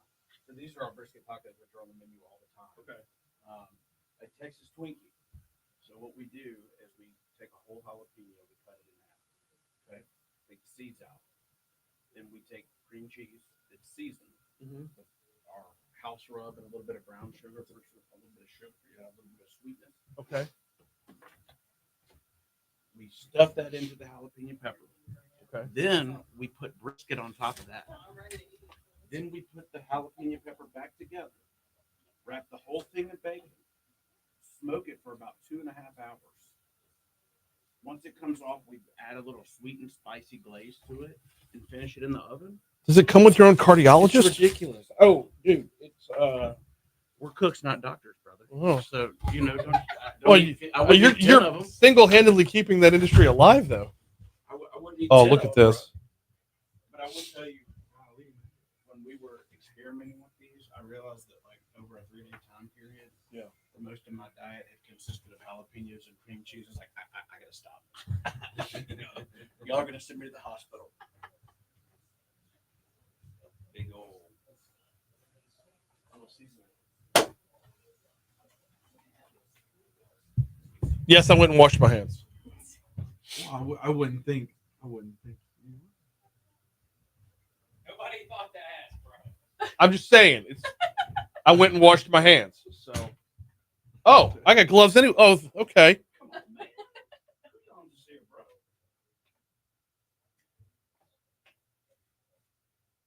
This is what you're gonna be seasoning it with. All right.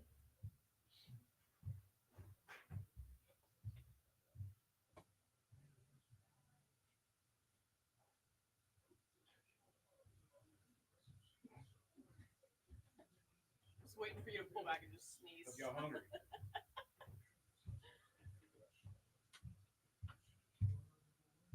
Oh, I'm so excited. Dylan's gonna be so jealous. I was just telling her about how he was he gets so pumped anytime Cou-Yon's gets ordered because he works at MMR. And he's like, when they order that, I was like, for us for lunch. He was like, it's my favorite thing. We'd love to hear that. Oh, yeah. He was like, y'all need to get them on the radio too. Maybe if my bosses hear it more, they'll want to order it more for us. We like the It's direction so pumped. It smells so good. I can't hear it. It's just like true Southern joy. Yeah. Industrial catering is a massive part of our business. So we do a lot of turnaround safety meetings. Hundreds and hundreds of meals at a time, sometimes like thousands. Yeah.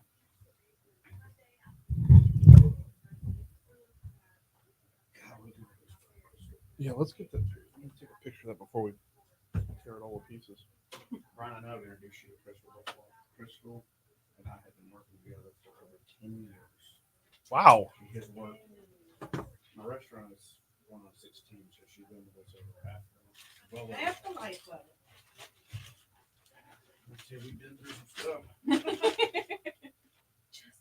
So she and Crystal leads our prep department, prep team now, and does all of our purchasing and ordering. She made these things. Okay. Well, yeah, those. We get first dibs on those. Like I know everybody's gonna come down and enjoy and whatnot. They can enjoy the other shit. Like we get dibs on those. Well, what is it? The Texas Twinkie. Oh my gosh. Yeah. Don't worry, Brian. Most people took off today for Memorial Day weekend. Okay. There's more for us. Okay, There we go. that'll work. 8:38 Talk 107.3 FM WBRP mornings with Brian Haldane rolling right along. It is time for Foodie Friday presented by the Louisiana Beef Industry Council. Now, grilling season unofficially runs from Memorial Day to Labor Day. And we team up with the Louisiana Beef Industry Council every year to do this, which means there's pressure right out the blocks. Who's going to be first? Who's going to be first out the blocks? And I'll be honest. I was debating. I had a few names in mind, and I'm watching the Food Network. I guess it was it Sunday before last? And my decision was made because one of those names was on TV with Guy Fieri. That would be my good friends over at Cou-Yon's. Paul Medinka's in the house. How are you, man? Man, we're doing great. Bro, you got on diners, drive-ins, and dives? Man, it was so exciting. I mean, when we found out that we were in the running for it, and also heard how many other restaurants they were considering to get selected and be among such a short list and a small group of amazing restaurants that were chosen, dude, it was awesome. It was such a fun experience. I gotta ask, because I know it goes fast, like, because he churns through the places, right? Right. How was Guy? He was great. Look, he was very confident in himself, okay, as most good chefs are. Yeah. But he was awesome, man. I mean, look, he's a super busy guy, but at his root and at his core, he's a kitchen guy. He's a chef, right? So we had a lot of fun in our kitchen with him, and he was a lot of fun with our staff, a lot of fun with our crew. He loved our food, loved our operation, loved the story, right, about Michael and I, and us getting started at such a young age and where we were in Port Allen.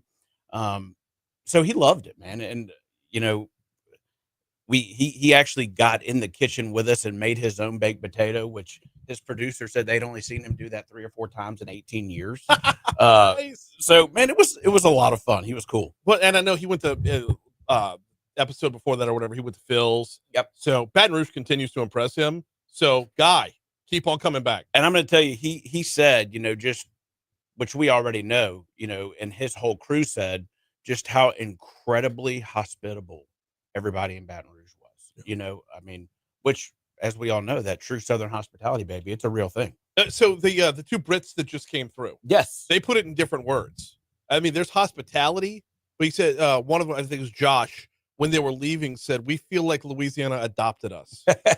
That's what we do. That's right. what we do with people. I mean, just, you know, to hear it in those words, that's going to change forever the way I describe it. It's not just Southern hospitality. Southern hospitality is for the rest of the South. We're another level there. So you're right. Yes, if folks can leave feeling like we adopted them, that's what I'm here for. Well, it's really cool, and we see a ton of travelers anywhere where we are in Port Allen, about half a mile off the interstate. So we hear that all the time, just how friendly Louisianians are, and as you can imagine, with Triple D now, we're seeing more and more travelers. So it's been a really exciting couple of weeks. And you are able to see return on, well, I don't want to say return on investment, but return on visits. There, it's tangible. The folks that walk in because of Guy. Oh, absolutely, love it, absolutely. And not only travelers, but also locals that maybe hadn't been out in a while. We had a company that ordered 75 of each of the dishes that we prepared, 75 moist brisket po' boys and 75 crawfish etouffee baked potatoes that next week after it aired, you know? So yes, it definitely sparked some Cou-Yon's interest. And as my staff has said, you know, they're excited for the extra business, right? But they're basically looking at me like, what the heck are we doing? Like, what are we going to do, man? Like, how are we going to handle all this extra stuff? So it's been good. It's the right problem to have. That's right. That's right. We'll keep cooking. Y'all keep coming. Yeah. All right. Speaking of cooking, this is Foodie Friday presented by the Louisiana Beef Industry Council, which means we're trying to help you up your game on your grill, up your game in your kitchen. And today we've got brisket. Paul, walk us through, man. You got it. Cou-Yon's way to prepare a brisket. I will. Well, first of all, I'm just going to hold this up for everybody watching on Facebook Live.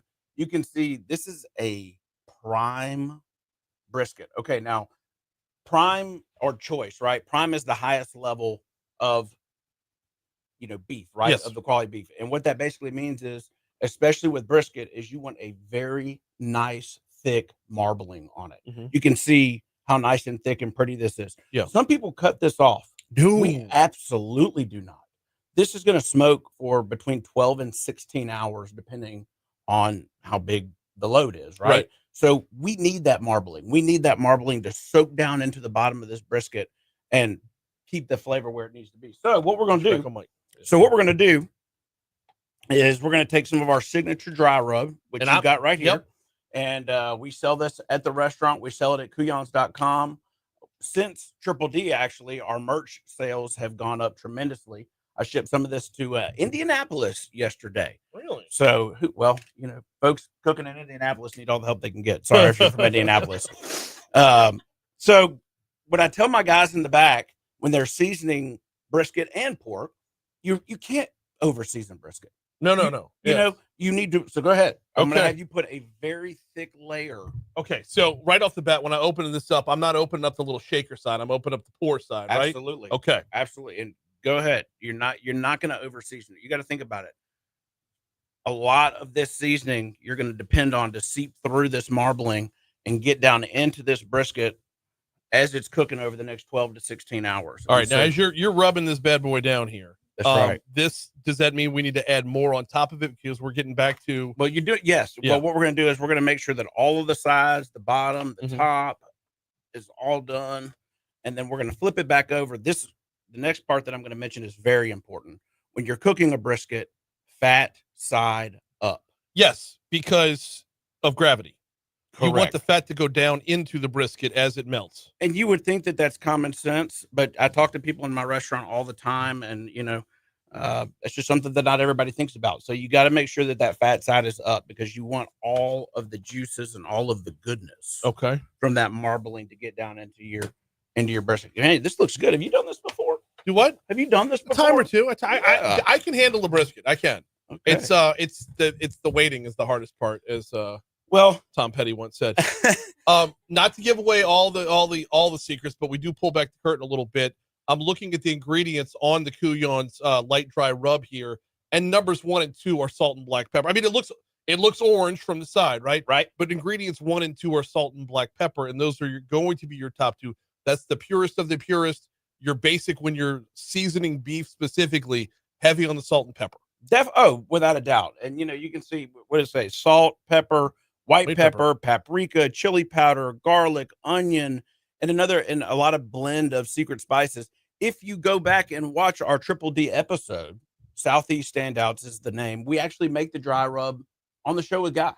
So I don't know if you remember seeing that part of it, but we made it with him before we did our brisket. I did not remember that part. Yeah. So anyway, we had a lot of fun with it. So we've got it seasoned. Mm-hmm. The next part is very important, right? Low and slow. Yes. Temperature and air control, airflow control. Right. Super important. Okay. Temperature goes to about what to start off? So we do ours at 225 okay. for a minimum of 12 hours. Mm-hmm. They typically say it's about an hour per pound, right? This is an 11 to 14 pound average brisket. Mm-hmm. This one looks like it's around 12 or 13. So if you're just cooking one, and you're at home this weekend, you probably get away with about a 12-hour cook time, maybe 13 hours. In our case, we cooked, I believe we cooked around 30 last night. And we also had around 30 pork shoulders on. So we got 60 pieces of meat on this rotisserie smoker. Mm-hmm. I got word this morning, they're running closer to about 16 hours. Okay. And once again, super important to make sure that you've got proper airflow through Talk about that a little. Well, we got 3 minutes to break. Talk about that for just a quick second. Airflow, how and where? Like why? Well, different. It really depends on your equipment, right? But you've got to make sure that, if you have vents on your grill, mm-hmm. that you've got typically a little bit of a vent open at the bottom and a little bit of a vent open at the top so that the air can continuously flow through your equipment to keep the heat and keep the temperature consistent. Okay, so that's more about temperature and not about flavor? Correct. Because if you got more of a traditional smoker, then you want that moving too, right? Absolutely. So heavy smoke, temperature control, airflow, and these briskets take 12 to 14 hours. So either a good nap or a lot of cold beers in between. We got Paul Medinka in from Cou-Yon's, and we're going to take a break in about 2 minutes.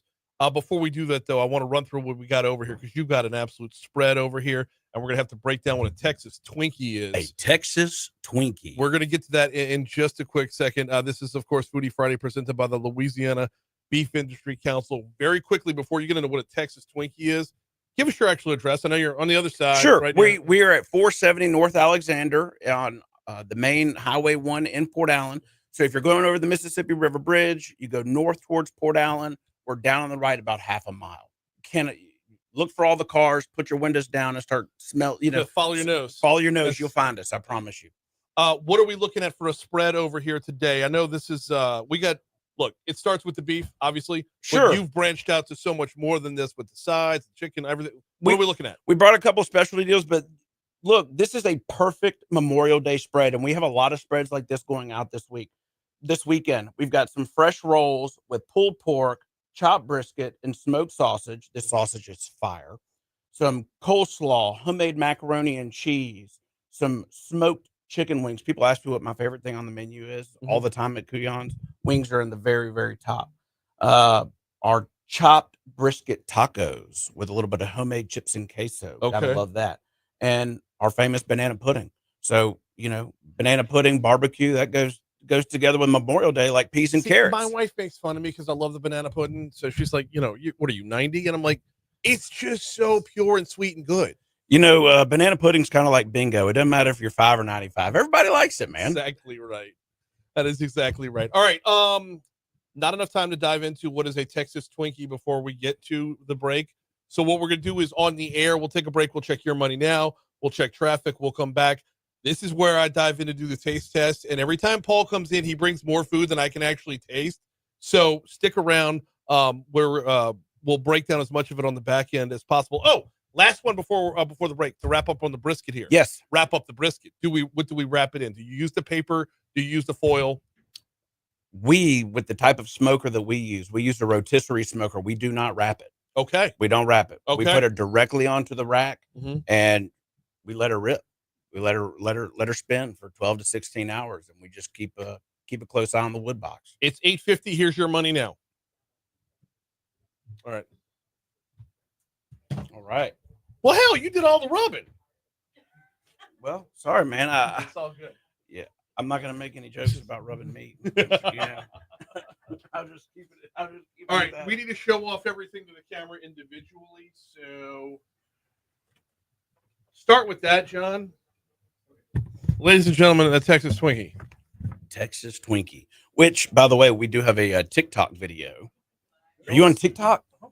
Well, I rarely post, but I'm always watching. I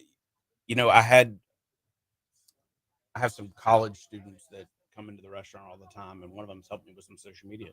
And she was telling me, she's like, yeah, if I go to like a different city, they check TikTok before they do Google for places to eat. Yeah, I mean, wait, John, you're not done. No, wow. Okay. What's up, Bo?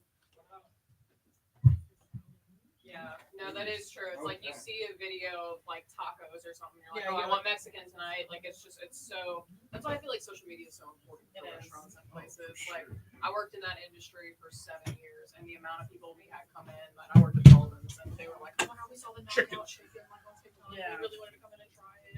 Goodness. Okay. The bone-in filet. It's like, yeah, people see something, they immediately. Chips and queso is just my weakness. Jordan. Smell it? Dude. Jordan sometimes will just miss it. And so the fact that I need to find a knife because I'm on Just the like fourth. the aroma. Yeah. Did we bring any cutlery kits? Yeah. Oh, I'm so excited. There are times when Jordan comes in and he's like, "What y'all got?" I'm like, "What we had, Jordan, was Past tense. yeah, what we had was." That's so funny. I know it normally doesn't take long for people to come in and devour all of it. Ah. He just went. Oh God. Yeah. Is that it? No, because see, the thing is, you don't overdo it. Like I was expecting to taste everything but the chicken. Like it's not overly smoky. It's not overly seasoned. It's perfectly seasoned. But you could taste the chicken, and it's so juicy still. Well, I'll tell you what we do with these wings is we smoke them for about 45 minutes to an hour. And then when you order them, we drop them in the fryer for about maybe 30 seconds. Okay. And it just comes out like almost like this perfectly broiled chicken wing. And I tell you, I know I mentioned this earlier, but people ask me my favorite thing on the menu. You take these hot wings and you drop them in sweet and spicy barbecue sauce, and while it's hot, Okay. Yeah. So it gets They're so sticky good. as well. So good. If I could serve my barbecue sauce hot with every dish that I serve, I would. Yeah. Because there's just something about that sauce once it caramelizes a little bit, the flavors just they multiply. They multiply. So they're really good. They're really popular. And I have a catering order that is going out almost exactly like this. For a customer for their Memorial Day party. Okay. I won't say. I mean, but it's it is very such a big, good looking spread. Here, let me.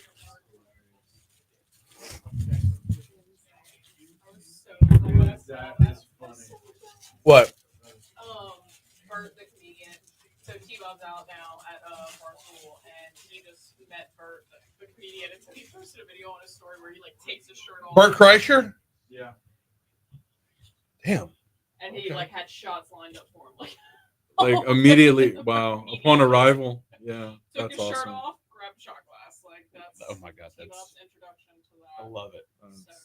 I'm sure T-Bob ate it up. Oh, of course he did. Yeah, he's so perfect for that. Oh, he's gonna thrive. Oh, 100%. He's gonna do phenomenal over there. I already miss him, I know. but it's okay. John, show off that. I'll cut sideways so you see the cross section. No. This is the thing of beauty because it's got the cream cheese down the middle and the green and the. That's. I haven't even tasted it yet, but it just. First of all, it cut a lot easier than I thought it was going to. Because when you wrap something with bacon, you run the risk of like the bacon unraveling when you try to cut through it. She's doing.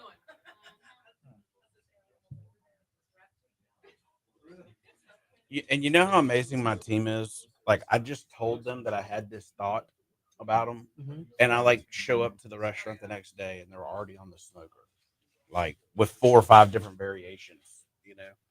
So That's a different level, dude. Isn't that good, man? That is a different level. It's not spicy. No, it's not spicy. There's a little bit of heat. Right. There's just enough heat. You would think with the jalapeno that it would be super spicy, but you can tell the jalapenos cooked down, which actually it pairs very well with the sweetness that surrounds it.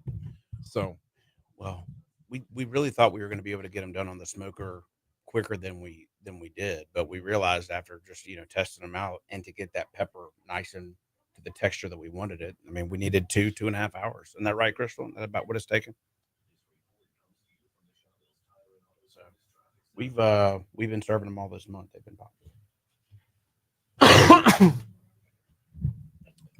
856 Talk 107.3 FM WBRP mornings with Brian Haldane rolling right along. Quick reminder, I told you about Vex European earlier.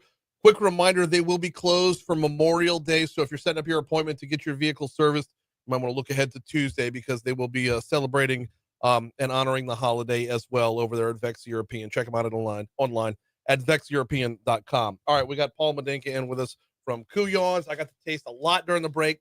I shouldn't have had one of the sausages because having that is like potato chips. Like you're just gonna keep popping them. You keep popping them, and then like it's like, what did I do to myself? The sausage has a lot of heat coming through the middle, which is awesome. It's a really good smoked green onion sausage. It's tremendous. Yes, very good. Great in crawfish bowls too, by the way. Now you were telling me about the chicken wings, the smoked wings. Yes. On the way into break. That is not at all what I was expecting. A smoked wing, I'm expecting it to be overly seasoned and overly dried out. Y'all's is different, and there's a special little secret on the back end. Sure, yeah. And I was telling you, we smoke our wings first for about an hour or so. Once they come off of the smoker and you order them, we drop them into the fryer for about 30 seconds, maybe 45 seconds. And it gives them that just a crispy, non-greasy, right, crispy exterior, but the inside is moist and tender and juicy. And it's almost like a perfectly broiled chicken wing. They're delicious. One of my favorite things on our menu. Absolutely. Yeah. And the flavor is spot on as well is that the same rub? Yes. Okay. Yeah, that's the same rub. It's amazing how the same rub is just like it would adapt to both. Well, a pro tip, if you're listening, ask our staff to mix the sweet and spicy barbecue sauce, and toss these wings in that sauce for you. Mhm. I know when they do that for me, like I need to take a moment to myself. Like I have to be in a corner, like with nobody watching me because I embarrassed myself with these things. Well, I'm embarrassing myself with the Texas Twinkie. The Texas Twinkie. We've got 2 minutes. Tell us what a Okay. Texas Twinkie is. First of all, these are a lot of fun and they're absolutely delicious. You can check these out on our TikTok page, and I have a great video of how we do them. So we take a whole jalapeno. We take the seeds out, right? So not super hot. Right. We take cream cheese. We season that cream cheese with some of our signature light rub, a little bit of brown sugar, and a couple of other little spices. Give that cream cheese a little bit of flavor. Then we stuff that cream cheese back into the pepper. Then we put brisket on top of that that's been slow smoked for 12 to 16 hours. Mm-hmm. Then we put the jalapeno back together, wrap the whole thing in applewood smoked bacon, Yeah. put it on the smoker for about 2 hours. Once it comes off the smoker, we have a delicious sweet and spicy glaze that we put on top of each one. Finish them in the oven for about 10 minutes, and you just had one. Oh, yeah. They are fire. Oh, but dude, there is so perfect with the pairing of flavor because it's just a little bit spicy left over from the jalapeno, but it's that sweet that really makes the meat pop. Well, and people are worried, you know, some people are like, oh, jalapeno, I better not. They're not super hot. They're not super hot. You know, the jalapeno pepper itself is super flavorful. And the name, Texas Twinkie, what a fun name. Exactly. You know where to find them at Cou-Yon's. On air, we got a skedaddle on Facebook Live. We're going to stick around for a couple more minutes. Y'all have a happy and safe Memorial Day weekend. Thanks for having me, man. All right. Yeah, we're as soon as we're clear, we'll be. Just let the ID play out so I can turn down the monitor. Okay, we're good. The Texas Twinkie. This you said it is on the menu. Okay, it's a special that is on the menu right now. You know, my staff keeps asking me because people love it. Like, are we keeping these forever? Mm-hmm. Are we, you know, I said, well, we're gonna have them the rest of the month for sure. You know, my prep director Crystal, who's in the studio with us, she's going, please. You know, well, okay, but right off the bat, the way you described it, it feels like it's labor intensive. It is. It is labor intensive. And I would imagine kind of cost intensive too, because you got brisket and applewood smoked bacon. Right. I mean, look, they're $5 a piece. Yeah. I mean, you know, wait, that's it? That's it. They're $5 a piece. Now, I will tell you, these are a little bit big, but they're $5 a piece. Okay. So, you know, I will tell you, Brian, and Crystal can tell you, we tried them with chicken. Mm-hmm. We tried them with sausage. We tried them with pork. We tried them with turkey. We tried them with less expensive meats. Yeah. No. Brisket is king. Yeah. And so the flavor profile was just too good with the brisket. And I said, you know what? We're going to do these the right way, and people will pay for them if they want them. Yeah. You know? Okay. So, well, $5 sounds reasonable though. I mean, like really for the amount of meat and like the flavor alone, it's worth it. But like what you're getting for product wise, not just flavor wise, that's because I feel like 2 of those is a whole meal. It is. It is. And I will tell you, people have not balked at the price. You know, no, nor should they at all. They should be thanking you for that price. So, you know, you can $5 doesn't get you very far in the restaurant world these days, Brian. You know, that's just so if Paul goes up on the price, blame me because I'm the one over here telling him it's so much better than a $5 treat. Well, yeah, it's really good, and we will definitely have it on the menu the rest of this month, and probably a little bit longer. As I said earlier, y'all keep coming to eat. We'll keep cooking. If folks want to get orders in for Memorial Day, is it too late? No, not at all. Okay. Look, what's your drop dead on that? Go to Cou-Yons.com, click order online, place your catering order online. You can place your order up until Sunday, probably midday. It's going to be a busy weekend for us all together. Yeah. You know, it just is. And, you know, the older my restaurant gets and the more I get older, it seems like less and less people cook, right? So, and let's be honest, it's expensive to go to the grocery store, get all of this stuff, slave over the grill in the heat. It's just not worth it. No, it's just not worth it unless it's a labor of love. That's right. Right. That's right. And if you're doing hamburgers or hot dogs or something like that, that's one thing. But if you want brisket and ribs and sausage and sides and a spread like this, somebody's going to the grocery store and spending quite a bit of money, and somebody's spending a lot of time. Yeah. Let the professionals at Cou-Yons take care of it. It's truly price per head. It ends up being about the same or cheaper, and you get to enjoy your day without, you know, dripping, pouring with sweat and smelling like smoke. And Correct. Yeah. Correct. While everybody else is in the pool, Yeah. Enjoying themselves with their umbrella drinks, and you're wondering, I got the short end of the stick here. What's going on? I've been on that side before, Brian. I know right where you see. And Scott's over here as well. We're members of Terra Pool, and he'll tell you I do this all the time. He'll tell you I'm the one who's on the grill all day long, and then I look like I'm all like. Right, like people are coming up to you, offering you water. Right, you're yeah. like, what am I doing? Yeah, no, this is work smart, not hard. Well, you said it earlier, labor of love. I was telling somebody yesterday, I went somewhere and I was bringing some food. They're like, you don't have to bring food every time you come. I said, it's my love language, dude. Exactly. I like feeding people and making them happy. It's what it's so much so I made a career out of it. And you're doing quite well with it too. And I mean the product itself, I don't know your bank. No, we can talk about that later. Yeah. But that's why we do this segment, right? Is because those of us who love doing this sort of thing, we want to get better at it. So I appreciate you sharing a couple tips, sharing all the spread that you brought in here. Y'all go see my boy over at Cou-Yon's and have a great Memorial Day. Take care, guys.